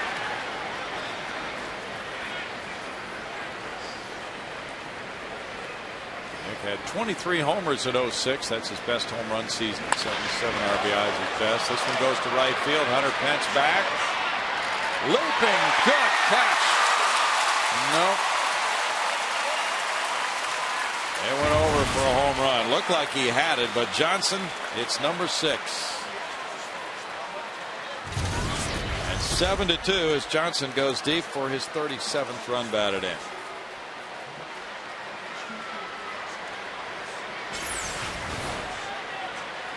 Hunter back to the wall, leaving his feet. You can see it hit off the top of his glove. Yes. Man. Oh, so close.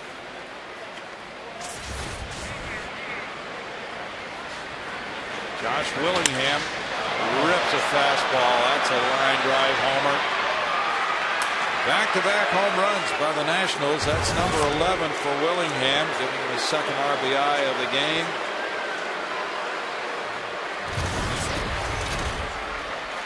Eight-2 ball game as the Nationals really let it out with 14 hits tonight.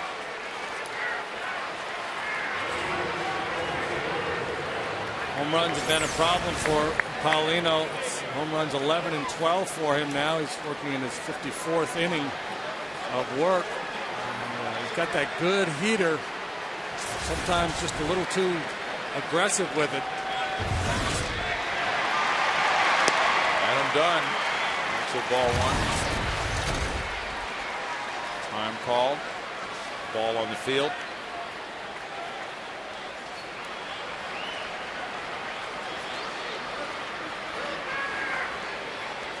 That's the 5th time the Astros have allowed back-to-back homers this season.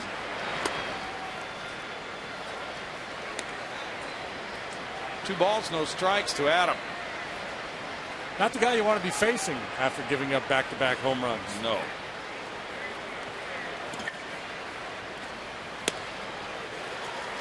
It's 2-1. The Nationals, with their struggling bullpen, with 7 wins, 30 losses, and a 5.71 ERA, now leading by 6.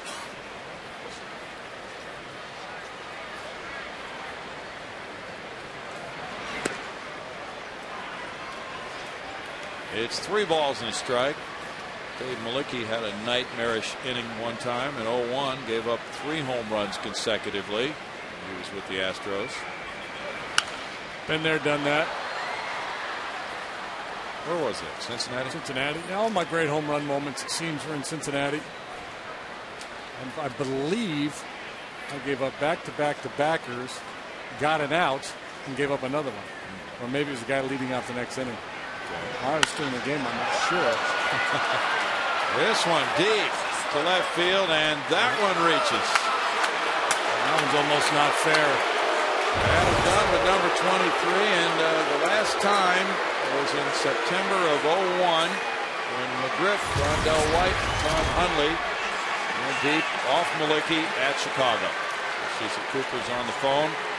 As Dunn hits his 23rd, giving him 62 runs batted in. And I say it's not fair because it's one thing for a little guy to take advantage of these Crawford boxes, but when you have Adam Dunn's power, it's just not fair. Flick of the wrist, pop up for the big man. Dunn's hit 22 career long balls against the Astros now.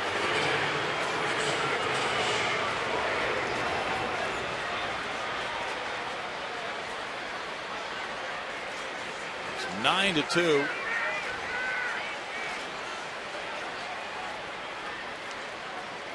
Josh Bard, the batter, 1 for 2 with a walk.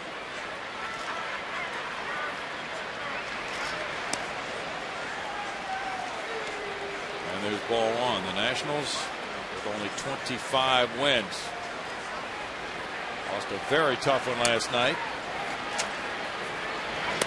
Matter of fact, the night I gave up the back-to-backers was either the night before or the night after Mark Portugal did. Really? Yeah, I'm pretty sure that was. I think that's how it broke down. It was a long time ago. Memory starts to slip a little bit. And that's when Bob Cluck ushered that great line. And after the third one, he went out to talk to Portugal, and Portugal's like, "You're kind of late, aren't you?" And Clucky said, "I'm not here for you. I'm just giving him time to reset the fireworks for the fourth one." Turned around and walked off the mound. Because with each home run, the fireworks got progressively later. They had to try to scramble to reset them.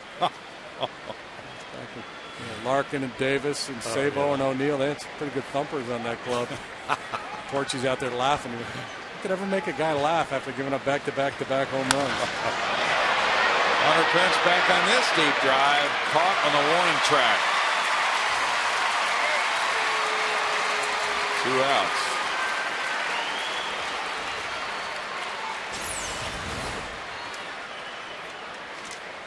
This one stays in the yard. Ooh, that one almost able to track her down. Yeah, he jumped out of his glove there.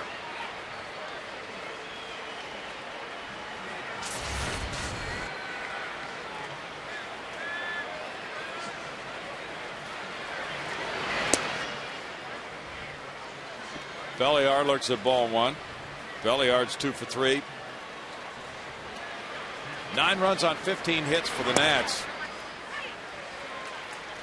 1 ball, 1 strike.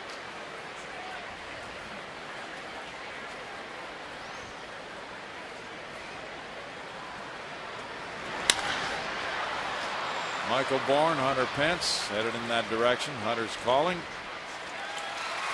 And in the 6th inning, the Nationals have 3 consecutive home run swings from Nick Johnson, Josh Willingham, and Adam Dunn to extend their lead to 9-2.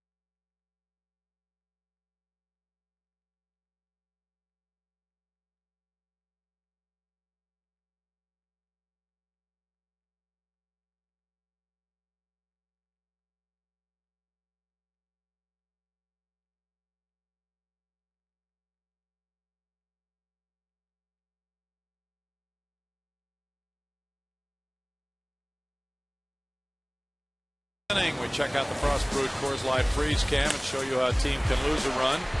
Adam Dunn steps over second base, and it's being watched by Jim Wolf. He comes around to touch home plate on a double by Josh Bard, but Jeff Blum is pointing back to second. The Astros appeal, and on appeal, Dunn is out for missing second base. Now here's a shot, gloved by Christian Guzman off the bat of Carlos Lee, and that's out number one here in the home sixth inning. That ball was absolutely smoked. And Lee is 0 for 3, thanks to the play by Guzman. Well, it's one of the beautiful things about baseball. The best teams can have an off night, and the worst teams can play like world beaters, and the Nationals having a heck of a night here tonight. Stammen's been solid out there on the hill. The bats have been way above average, and they've made some nice plays as well. Stammen going for his second major league win. Jeff Blum takes a look at ball one. Blummer singled up the middle in the fourth inning after striking out in the second.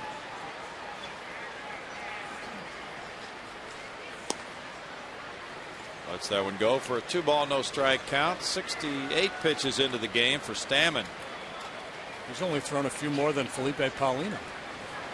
Came in the fourth. Yeah. Into right center. And Blum is 2 for 3.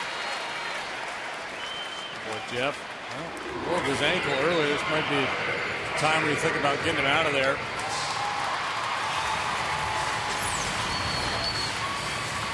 Last at bat after a swing, it looked like it was bothering him a little bit. And see there, a little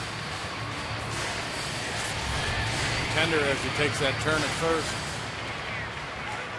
Otter Pence is 0 for 2. He's hit the ball on the ground. And that was a double play ball he hit in the fourth inning.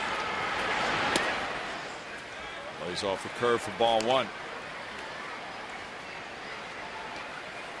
Mike Hampton in 3 2/3 innings allowed 9 hits, 5 runs, walking 1, fanning 1.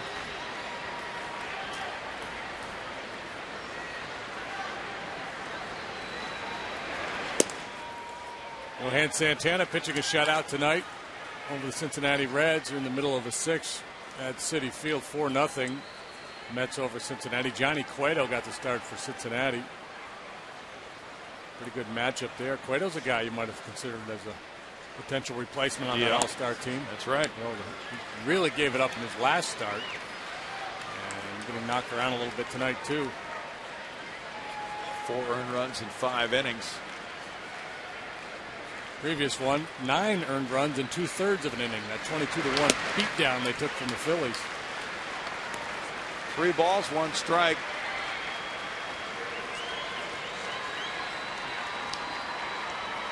Jeff Franco picked up his first hit as a Met in the first inning when they scored 3.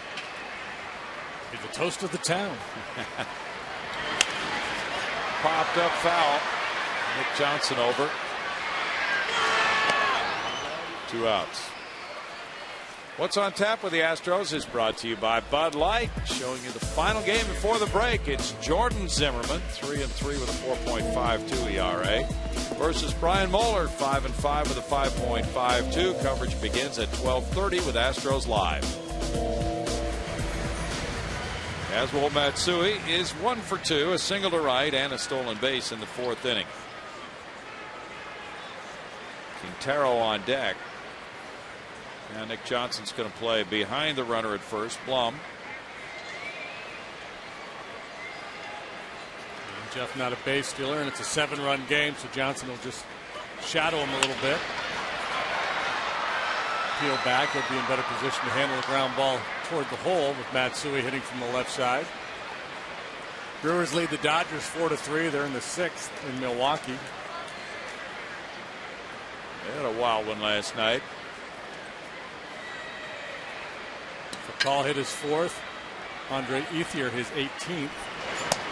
Frank Catalanado, number 1 for Milwaukee.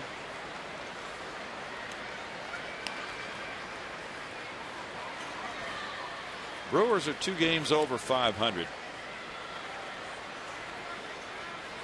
That was a great catch in extra innings that Sean Kemp made last night in center field. Like Willie Mays. He did. Liner past Guzman into center. Blum getting to second on the hit by Matsui. And The Astros have runners at first and second. 2 outs for Quintero now.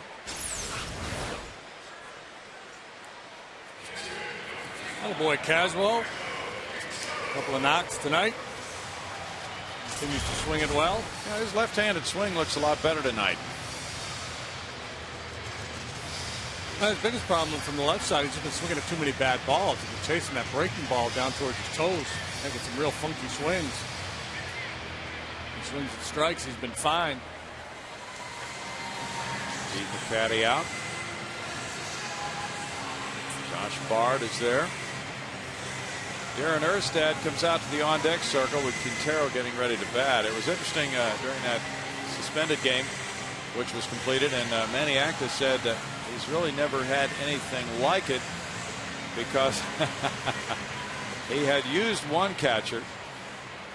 Will Nieves had played in the game and had left the game. The catcher who was in the game when it was suspended on May 5th was Jesus Flores. He's hurt now, not with a club. So if he didn't have Josh Bard, he had nobody to catch. Stammen 5 2/3, 8 hits, 2 runs. And Quintero's 1 for 2. To the left side, and Belliard goes to second for the force play on Matsui. No runs, 2 hits, 2 left after 6. 9-2 Nationals.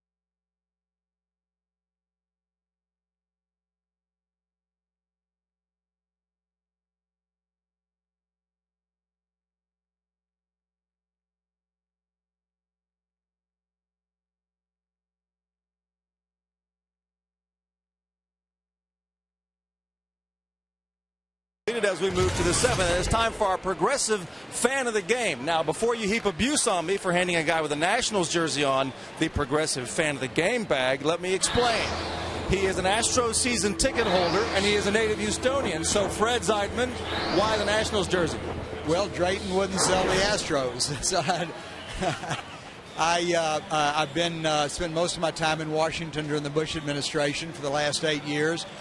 And I've been a baseball fan since the days I grew up in Wharton, Texas, and all I got to do is listen to the Mutual Game of the Day on radio. And when the Lerner family and Stan Kasten asked me if I'd like to participate with them in the purchase where we bought the Nationals from the major league owners, I jumped at the opportunity. And I mean, what better dream could you have if you're a baseball fan on your life than owning your own team, even if they've got 60 losses so far this year. But that's right.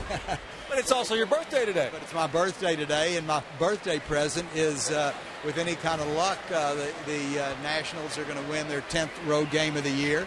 And the Astros, the Cardinals have lost, so at least the Astros aren't going to lose any ground to them. So this is the only guy in the stadium cheering when both teams score, and for that oddity, you are a progressive fan of the game. There's an Astros T-shirt in there if you'd like to change shirts.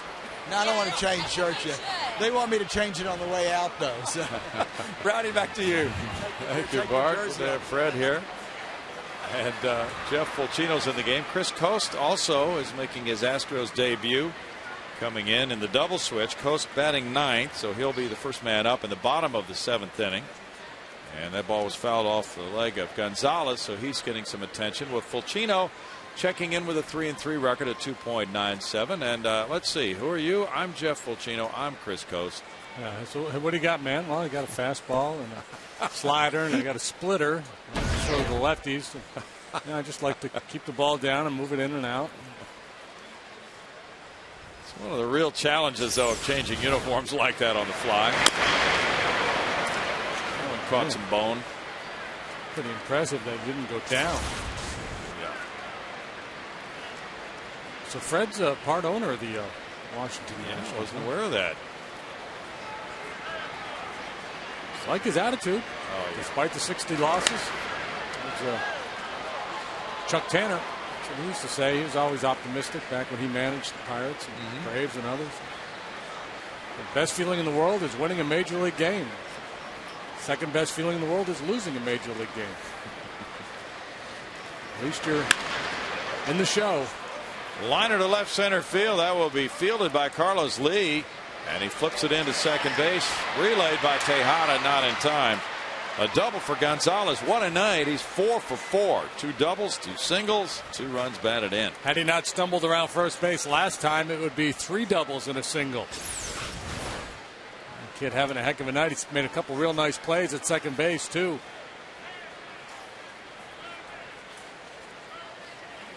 Hit number 16 for the Nats. A little bit of hesitation, then he says, why not? Craig Stammen, the batter. He's 0 for 2 with the sack. Shoots one up the right field line. Gonzalez around to score to make it 10-2. Stammen is headed for second base. He has an RBI double. It's his 3rd RBI. Double number 1 for pitcher Craig Stammen.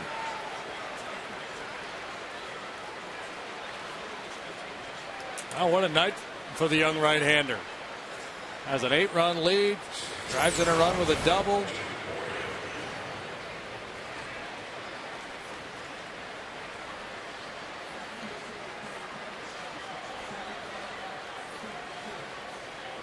Now 17 hits, and Nyjer Morgan looks at ball 1.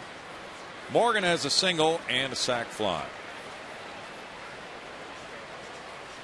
Jeff Weaver started for the Dodgers at Milwaukee, gave up 4 earned runs in 3 1/3. Nationals get any more runs, we're going to send Bart back over to Fred to take that bag bet. Everybody in the lineup joining the parade tonight. Wow. That's some carnage. 17 hits. If the Nationals win this game, the best the Astros can do is a split of the season series with them. Meanwhile, Fred negotiating with those shirts there. Got some barter material. 1-2. Oh, Fred, we walk out of here with that Nationals jersey on. People are going to be yelling at us.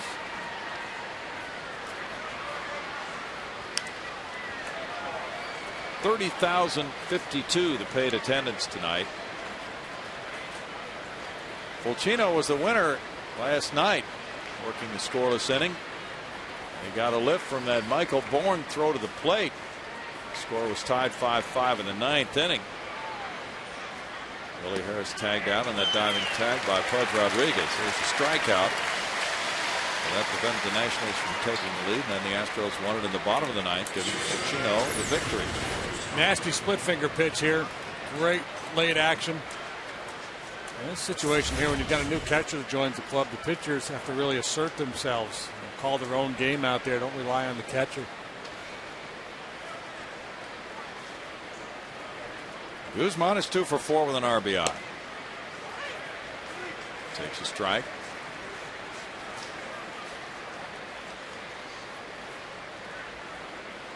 After the break, the Dodgers go to Los Angeles for 4, then back here for 3 with St. Louis, the first place club in the NL Central. And Cardinals have been asserting themselves of late. They had won 7 out of 10. Took it on the chin today in Chicago. Pretty good first half for the Redbirds. team that probably has room to add some payroll in July. There aren't many. 2 balls and a strike.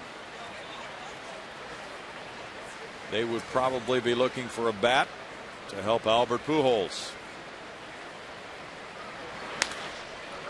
Smack foul. Somebody like perhaps Matt Holliday, but that would be pretty good cost in prospects to get a player like Holliday.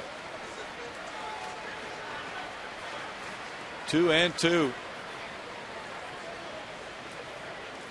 Holliday and the A's are leading 7-2 at Tampa Bay in the top of the 9th. Fly ball. Michael Bourne, Carlos Lee. Lee, 2 down.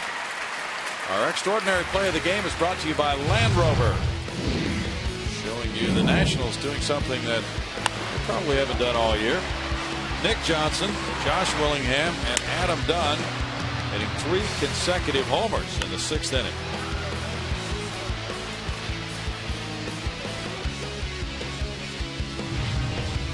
Part of their 17-hit assault. Felipe Paulino, 2 1/3 innings, 6 hits, 4 runs, 2 walks, 3 strikeouts. Strike to Nick Johnson. He is 2 for 4 tonight.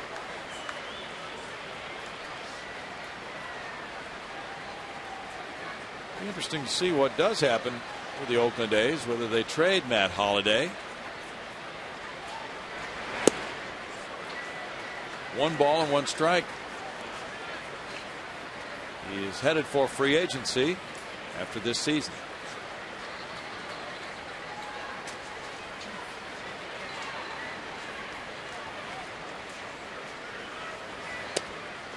How's he playing? Well, not terribly well, not poorly. Decent season. Oakland 12.5 games off the pace in the American League West, so probably would be looking to move some payroll. Bouncer fair, past a diving Berkman up the right field line. It kicks back to Hunter Pence. Another run coming home to make it 11-2 on an RBI single by Johnson. Uncle.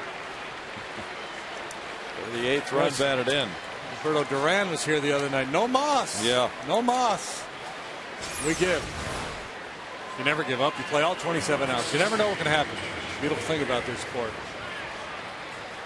Got any more? No, I'm just having like in the movies, you know, the little angel devil thing on the shoulder, having the argument. And one guy wants to quit, the other guy says, "Never give up. They'll never surrender." Stammen scores. You see Matt Holliday hitting .272, 8 home runs, 43 driven in. Okay. The environment has changed drastically for him, moving from Coors Field to Oakland. A big yard out there. It's tough to evaluate somebody like Holliday, who hits so well at Coors Field. Outside of Coors Field, good player, but not the kind of payroll that he would have been projected to have had he stayed with the Rockies. Let's see. For instance, last year, .332 hitter at home, .308 on the road. So, yeah, actually better on the road last year than I would have assumed. Right. I thought he was about .280 lifetime away from Coors, so maybe that's not right. 2 balls and a strike. But nonetheless, if you're talking about acquiring a player who's a good hitter, nice solid approach for a couple of months, I think he's going to be attractive. He's only making $13 million.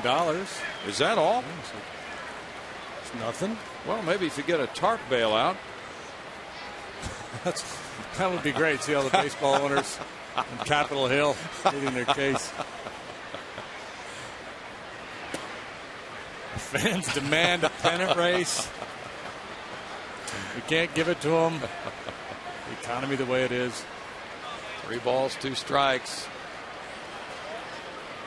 The Astros once trailed by 11 and came back and beat the Cardinals in '94. That's hit to left field and hit a long way. That is a 2-run homer. Josh Willingham hits his 2nd of the night. 3rd extra base hit of the game for Willingham. He's driven in 4 with 2 homers and a double.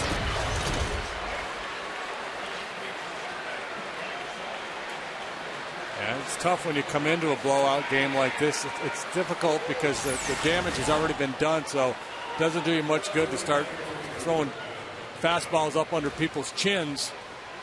Had that been done earlier, some of this devastation perhaps would not have been wrought upon the Astros here tonight.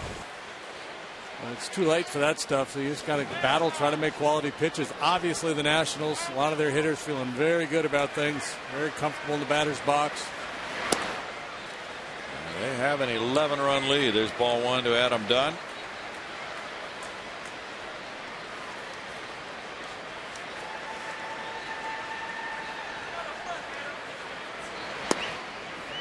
So the Cardinals, the website I'm looking at shows the Cardinals with an $88 million payroll, 13th in Major League Baseball. Okay.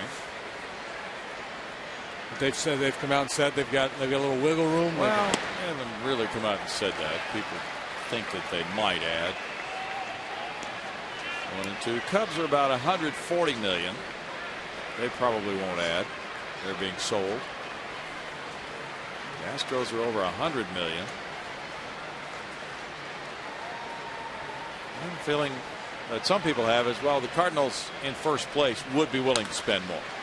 Line drive up the right field line. That's an extra base hit for Adam Dunn. A lot of room there for him. And he heads in with a double. And he has 3 hits. 2 of those for extra bases. He stomps on second base and looks at Jim Wolf, says, "See, I touched it." It's kind of ironic because I made a note in my scorebook way back at the beginning of the game. Big circle. Missed second base. Out on appeal. Could be huge play in this game. Well, it turns out it's not going to matter a lick. It's already the Nationals' top game this year for scoring runs. The previous high, an 11-run game. 13 runs, 20 hits are both season highs. Chris Coast, a very versatile guy. I wonder if he can pitch. Might be one of those nights. Day game coming tomorrow. Josh Bard, the batter, and he fouls it for strike 1. The Astros allowed 19 hits at St. Louis on the 11th of April. They've allowed 20 here tonight. Bard with a single and a walk.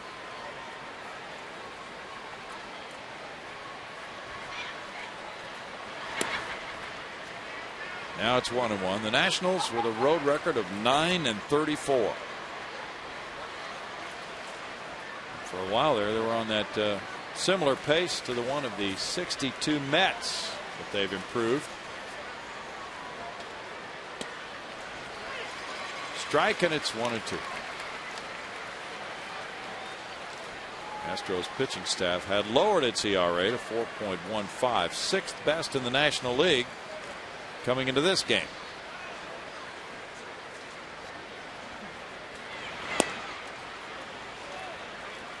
Now it's 2-2.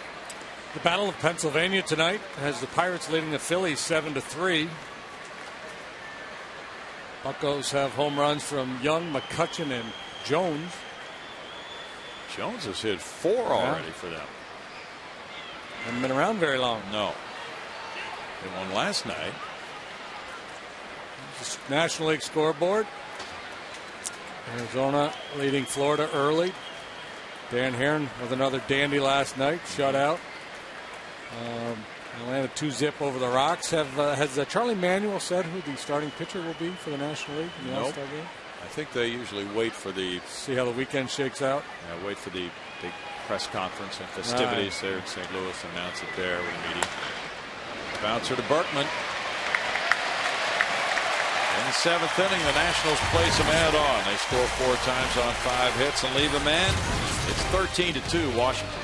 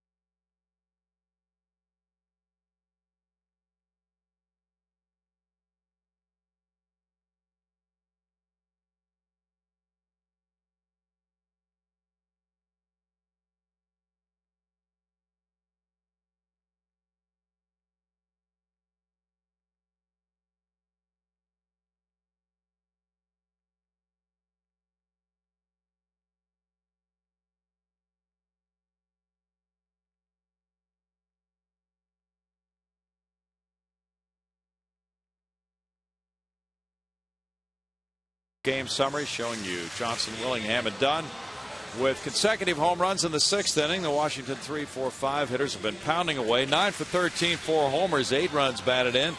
Gonzalez, the number 8 hitter, 4 for 4, including 2 doubles, 2 runs batted in, and he has scored a couple of times. Michael Bourne for Houston has scored twice. He's stolen 2 bases, and he has a hit.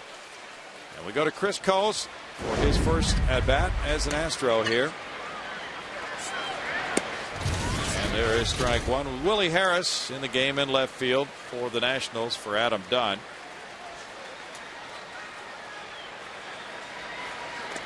Coast gets a curveball from Craig Stammen, and the count is 1-1. There's Harris, the left fielder. Coast had started 22 games at catcher and 1 at first for the Phillies this year. 2 balls and a strike.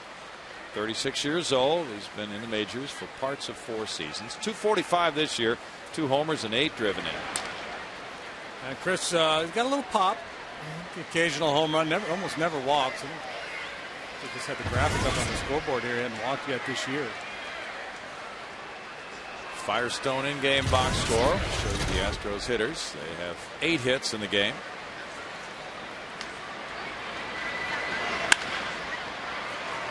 Ground ball to Guzman. 1 out for Stammen. The Astros see Coast as a right-handed pinch hitter, a .261 career pinch hitter coming into this season. 12-46 with a homer and 6 runs batted in, and a guy whose versatility will add to the club. Yeah, I like having that third catcher option, especially if you don't have. If you've got Mike Piazza, you're going to catch them all. You're never going to pinch hit for him. Not such a big deal, but when you want to have the option of pinch hitting for your catcher and not be worried about being hesitant to do so because you're afraid of an injury to your backup, the third guy gives you a little flexibility. Bourne grounds 1 to Johnson. 2 outs. Miguel Tejada had an RBI double in the 3rd. He's 1 for 3. We'll bring out the family on Friday, July 24th, 7:05 games, Astros and the Metropolitans. And if you're one of the first 10,000, you'll receive a little Puma Webkins, courtesy of the Methodist Hospital System. Lil Puma Webkins. Lil. Miggy with a liner to left center. Niger Morgan diving, and Morgan lays out for it, robbing Tejada. Niger Morgan really got to that ball in very good shape thanks to the dive. It's 13-2 Washington.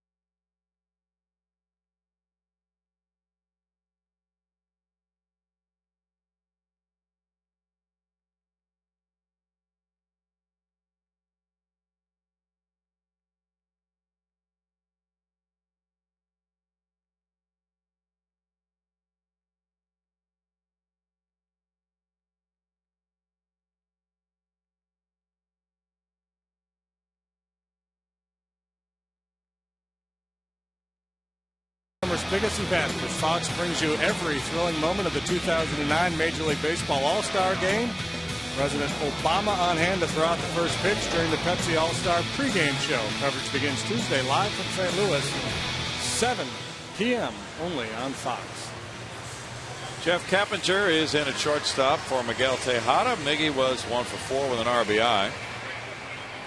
Keppinger in the 2 spot in the lineup. Tim Burdack comes in with a 1-1 record at 3.68 ERA and 25 strikeouts and 18 walks in 29 and a third innings. So far, nobody's been able to slow this Washington Nationals club down here tonight. Tim gets his turn. Last 4 innings, the Nationals have come to bat. They've scored 3-1, 3, and then 4 in the 7th. 13 runs, 20 base hits. I might refuse this assignment if I was called out of the bullpen. Ooh. Come on, Skip. Ask somebody else. Don't face these guys. Mutiny, pal. Ronnie Belliard is 2 for 4. And sometimes you're better off in that ocean than you are on the ship. Burdack goes to a 2-ball, no strike count here on Belliard with Gonzalez on deck, and then Stammen is due up third. It's definitely the kind of night when that phone rings down in the bullpen, you don't want your name called. And not because you're worried about giving it up. It's just no fun to pitch in a 13-2 game. Nothing on the line. Jeff Fulcino in 1 inning allowed 5 hits, 4 runs, no walks, 1 strikeout. Foul back, and it's 2 balls, 2 strikes for Tim Burdack. Tim last night retiring 2 batters in the 8th inning. And then the Astros came back to tie it in the 8th. Well, he retired 1 in the 7th and 1 in the 8th. Now he gets a strikeout.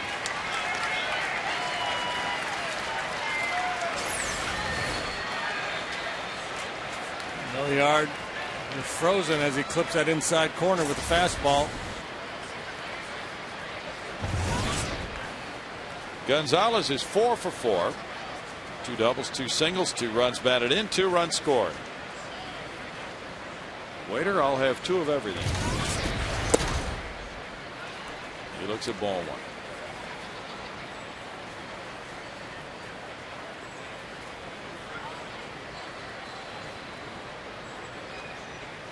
He's up to .330 for a batting average right now.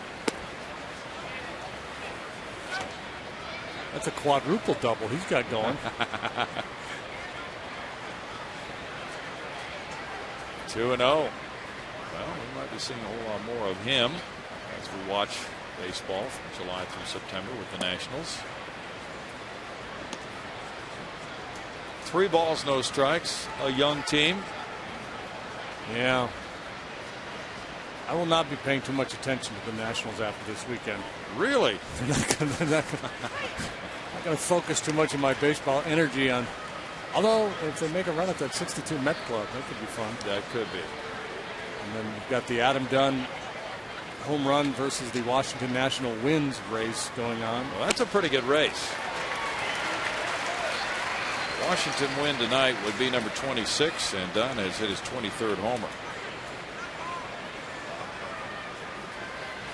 3-2. When's the last time that's been done, if ever? I don't know. Nobody hit 40 on the New York Mets this 62 season, that's for sure. Fly ball to right. Hunter Pence. 2 out. Wonder who did lead the 62 Mets in home runs. Ed Kranepool, maybe?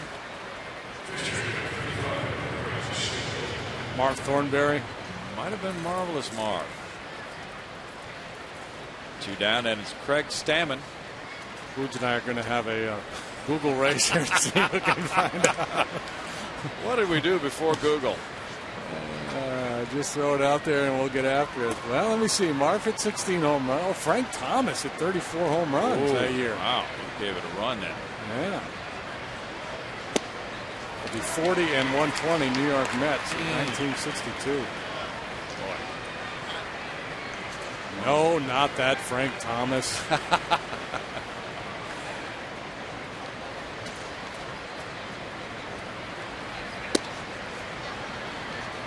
It's 2 balls and a strike to Craig Stammen. It's had an all-around night of it. He's held the Astros to 2 runs through 7, and he's delivered a sac bunt, RBI double, and scored a run.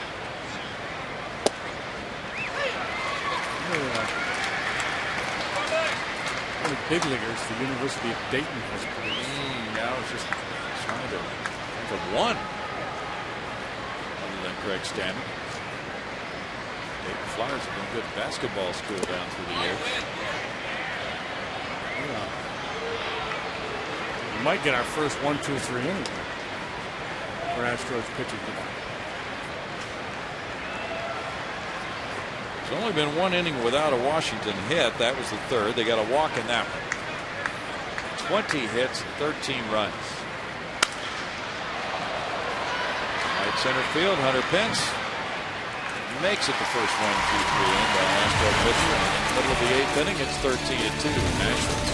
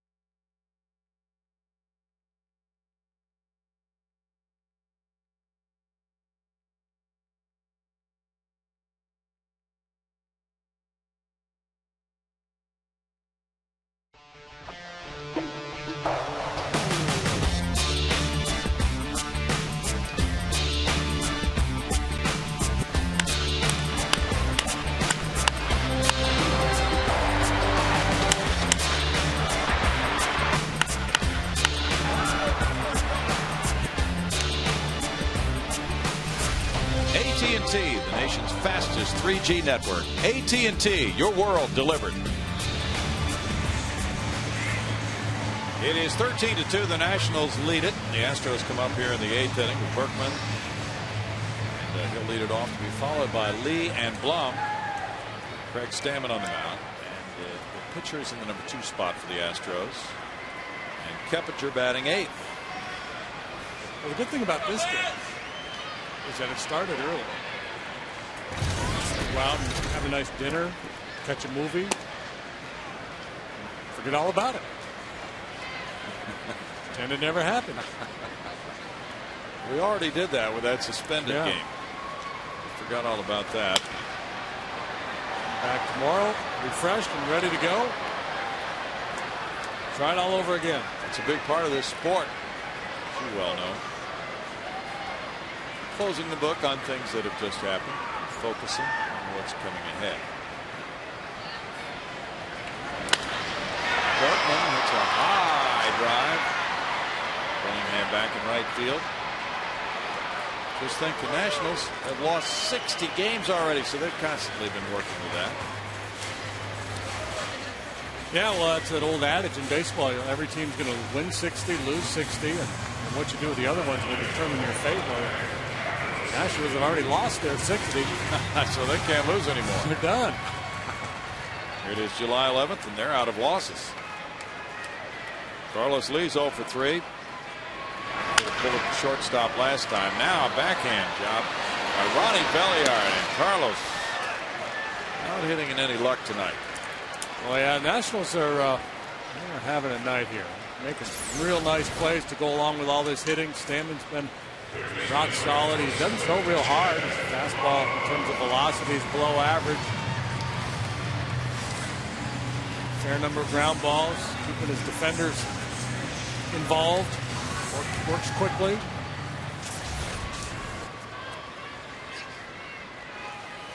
Jeff Blum's a batter. Strike one. Real good sink there.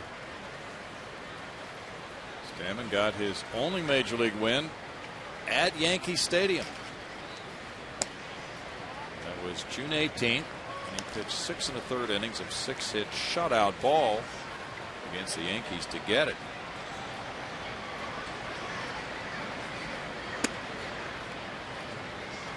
Two balls, one strike, and he is really saving the bullpen for tomorrow's game.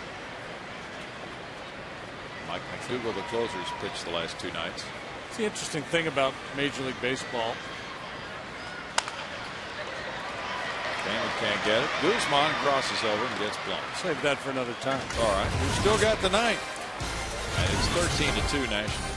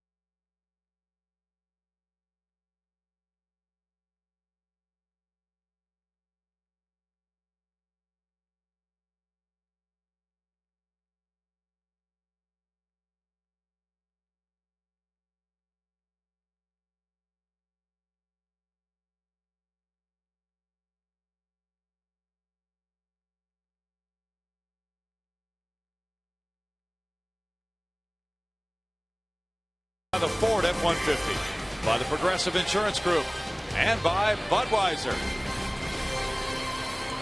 It is 13-2. The Nationals leading the Astros. Anderson Hernandez is on deck, and Austin Kearns is ready to bat as the 9th inning begins for Tim Burdack. Austin Kearns up for the first time, batting in Niger Morgan's spot. Niger was 1 for 4 with a sac fly, scored a run.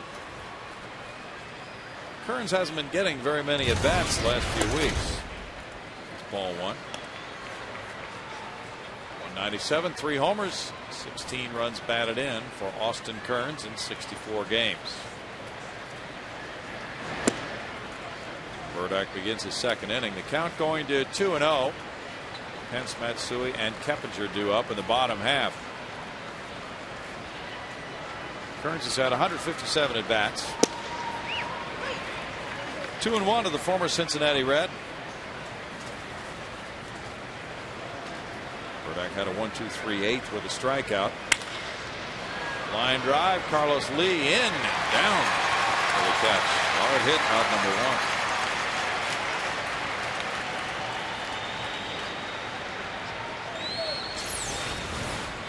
1. A sinking line drive, probably hung up in the lights a little bit. Carlos has to battle it all the way to the ground. Exhale. Yeah, definitely got hung up in those lights.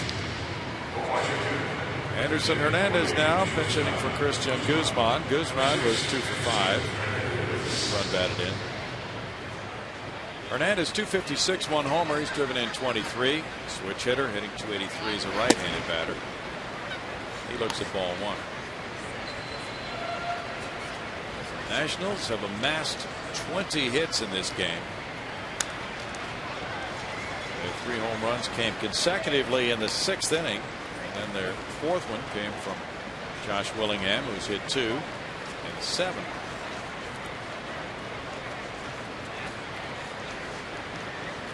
They've really collected a lot of hitting in this one game after losing by 1 run last time.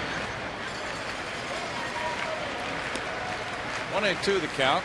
Blue Jays and Orioles are in the top of the 10th. They're tied 3-3.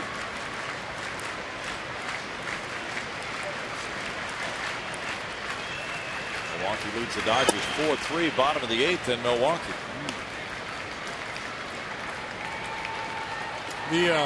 Consider the plight of the San Diego Padres, who were almost no-hit 2 nights ago by Lincecum, were no-hit last night by Sanchez. Tonight they're up against Matt Cain. Ooh.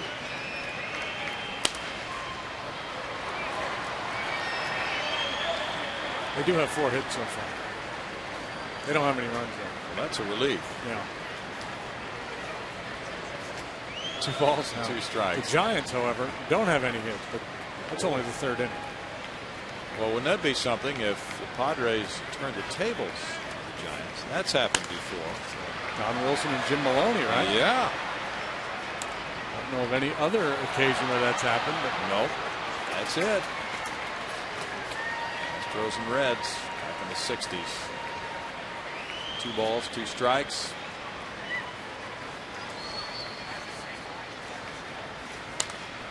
I'm going to say a little more improbable in this era of baseball than back in the 60s. Yes. We were talking about Louis Tiant the other night, and the year that Gibson had that 1.12 ERA, 1968, Tiant led the American League with a 163, I think.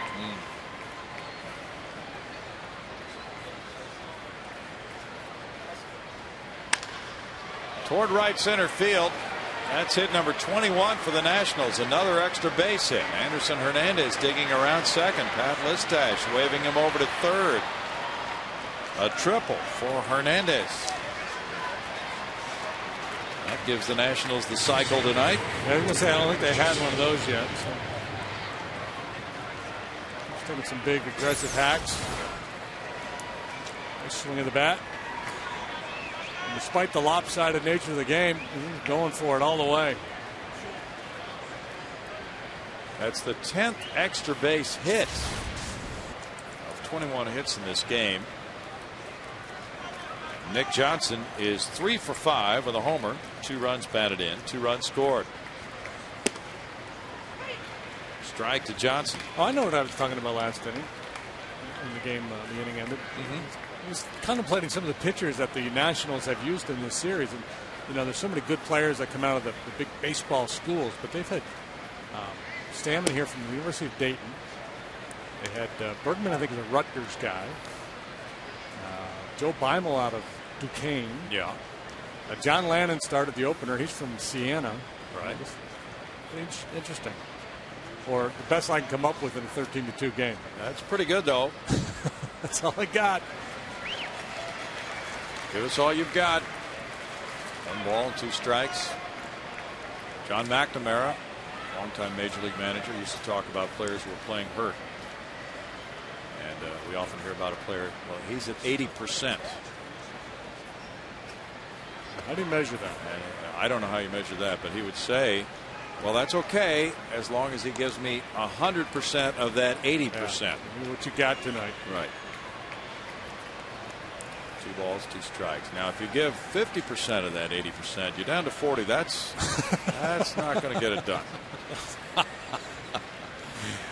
Hey, you're only giving me 77% out there. Let's go. Shake yourself. Come on. You're better than that. Now, McNamara was the guy, and I can't remember if it was he and Lasorda. They saw each other in church one day. Yeah. Before a day game. Right. And I think it was Lasorda that lingered because McNamara went over and lit a candle. Yeah. And Tommy lingered. McNamara left church, and Tommy went over and blew it out. Yes, he did. Swing and a miss by Johnson. He struck him out for out number 2.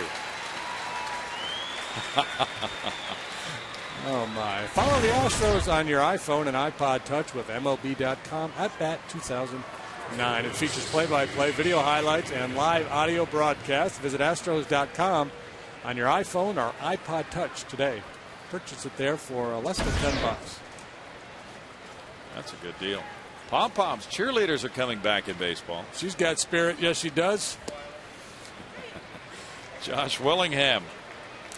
She's got spirit. How about you? Not so much. There's strike one. No quitting those kids. Willingham with 2 homers, an RBI double and a walk. Has driven in 4 tonight. Deep out. Second foul. Washout. Willingham have a 2-home run game here with the Marlins a few years back, real early in the season. I think we opened with them. For some reason, I remember him having a good memory. A big game here. Yes. It was in 06 on the 4th of April. We went 4 for 4. And there's a strikeout. That's number 3. It's no runs a hit and a runner stranded. Middle of the 9th inning. 13-2 Nats.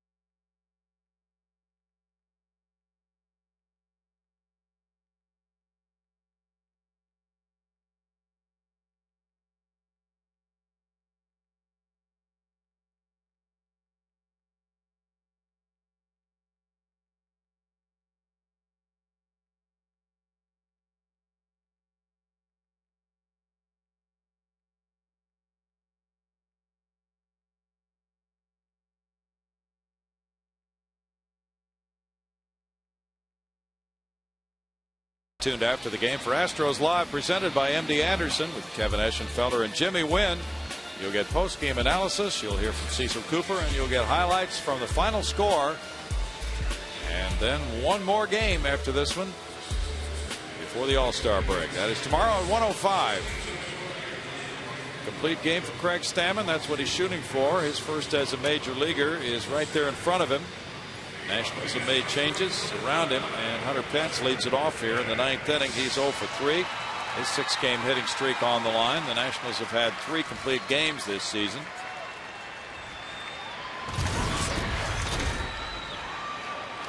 Well, this is pretty impressive for Stammen. He pitched so well last time in Colorado, allowed just the 1 run in that game in 7 innings. Now looking to notch his first CG in the big leagues. Yeah. 97 pitches now. Still not to 100 pitches.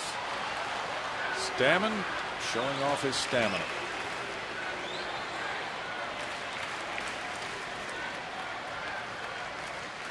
In number 2 of his major league career, right there in front of him. John Lannon leads the staff with 6.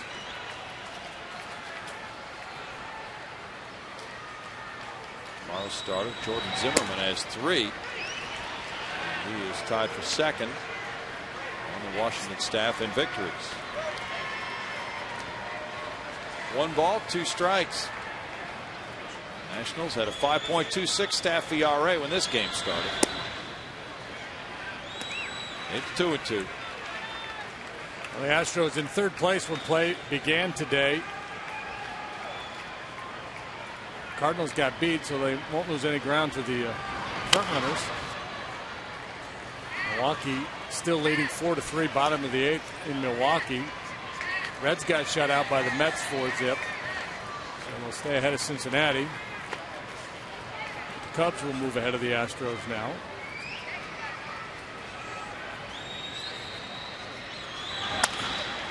Bouncer picked up by Anderson Hernandez, and strong throw to Nick Johnson. One out. Gotta love Hunter Pence, though, 13-2, and he's busting it down that line on a relatively routine ground ball to second base. Yep, he plays hard all the time. Kazuo Matsui is 2 for 3. Jeff Keppinger's on deck. Chris Coast would follow if the Astros can keep it alive here in the ninth. And there's strike one for Stammen. Cleveland down Detroit 5-4. Carl Pavano winning his 8th. 1 ball, 1 strike. He beat Armando Galarraga, and Kerry Wood got saved number 12 with a homer from Miguel Cabrera, his 18th. Liner caught by Johnson. 2 outs. 9 in a row set down by Stammen. Another good swing by Caswell. Even though your team gets thumped, you can still have a nice night individually as a hitter, something to build on for tomorrow.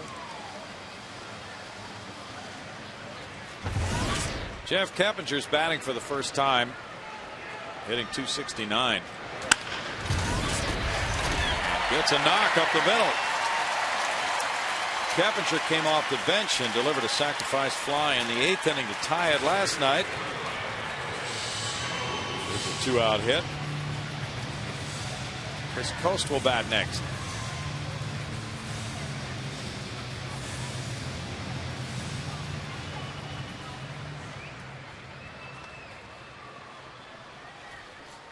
Coast hit a grounder to shortstop in the 7th inning in his first at bat as an Astro. Stammen delivers ball 1.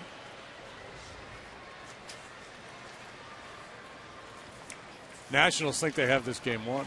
Do they really? I have no idea. 1 hopper to third. Well, maybe they do. Belliard to Hernandez for the final out. No runs, a hit, a man left, and the Nationals now lead the season series 3-2 from the Astros. Complete game performance from Craig Stammen. His 2nd major league win, 1st complete game.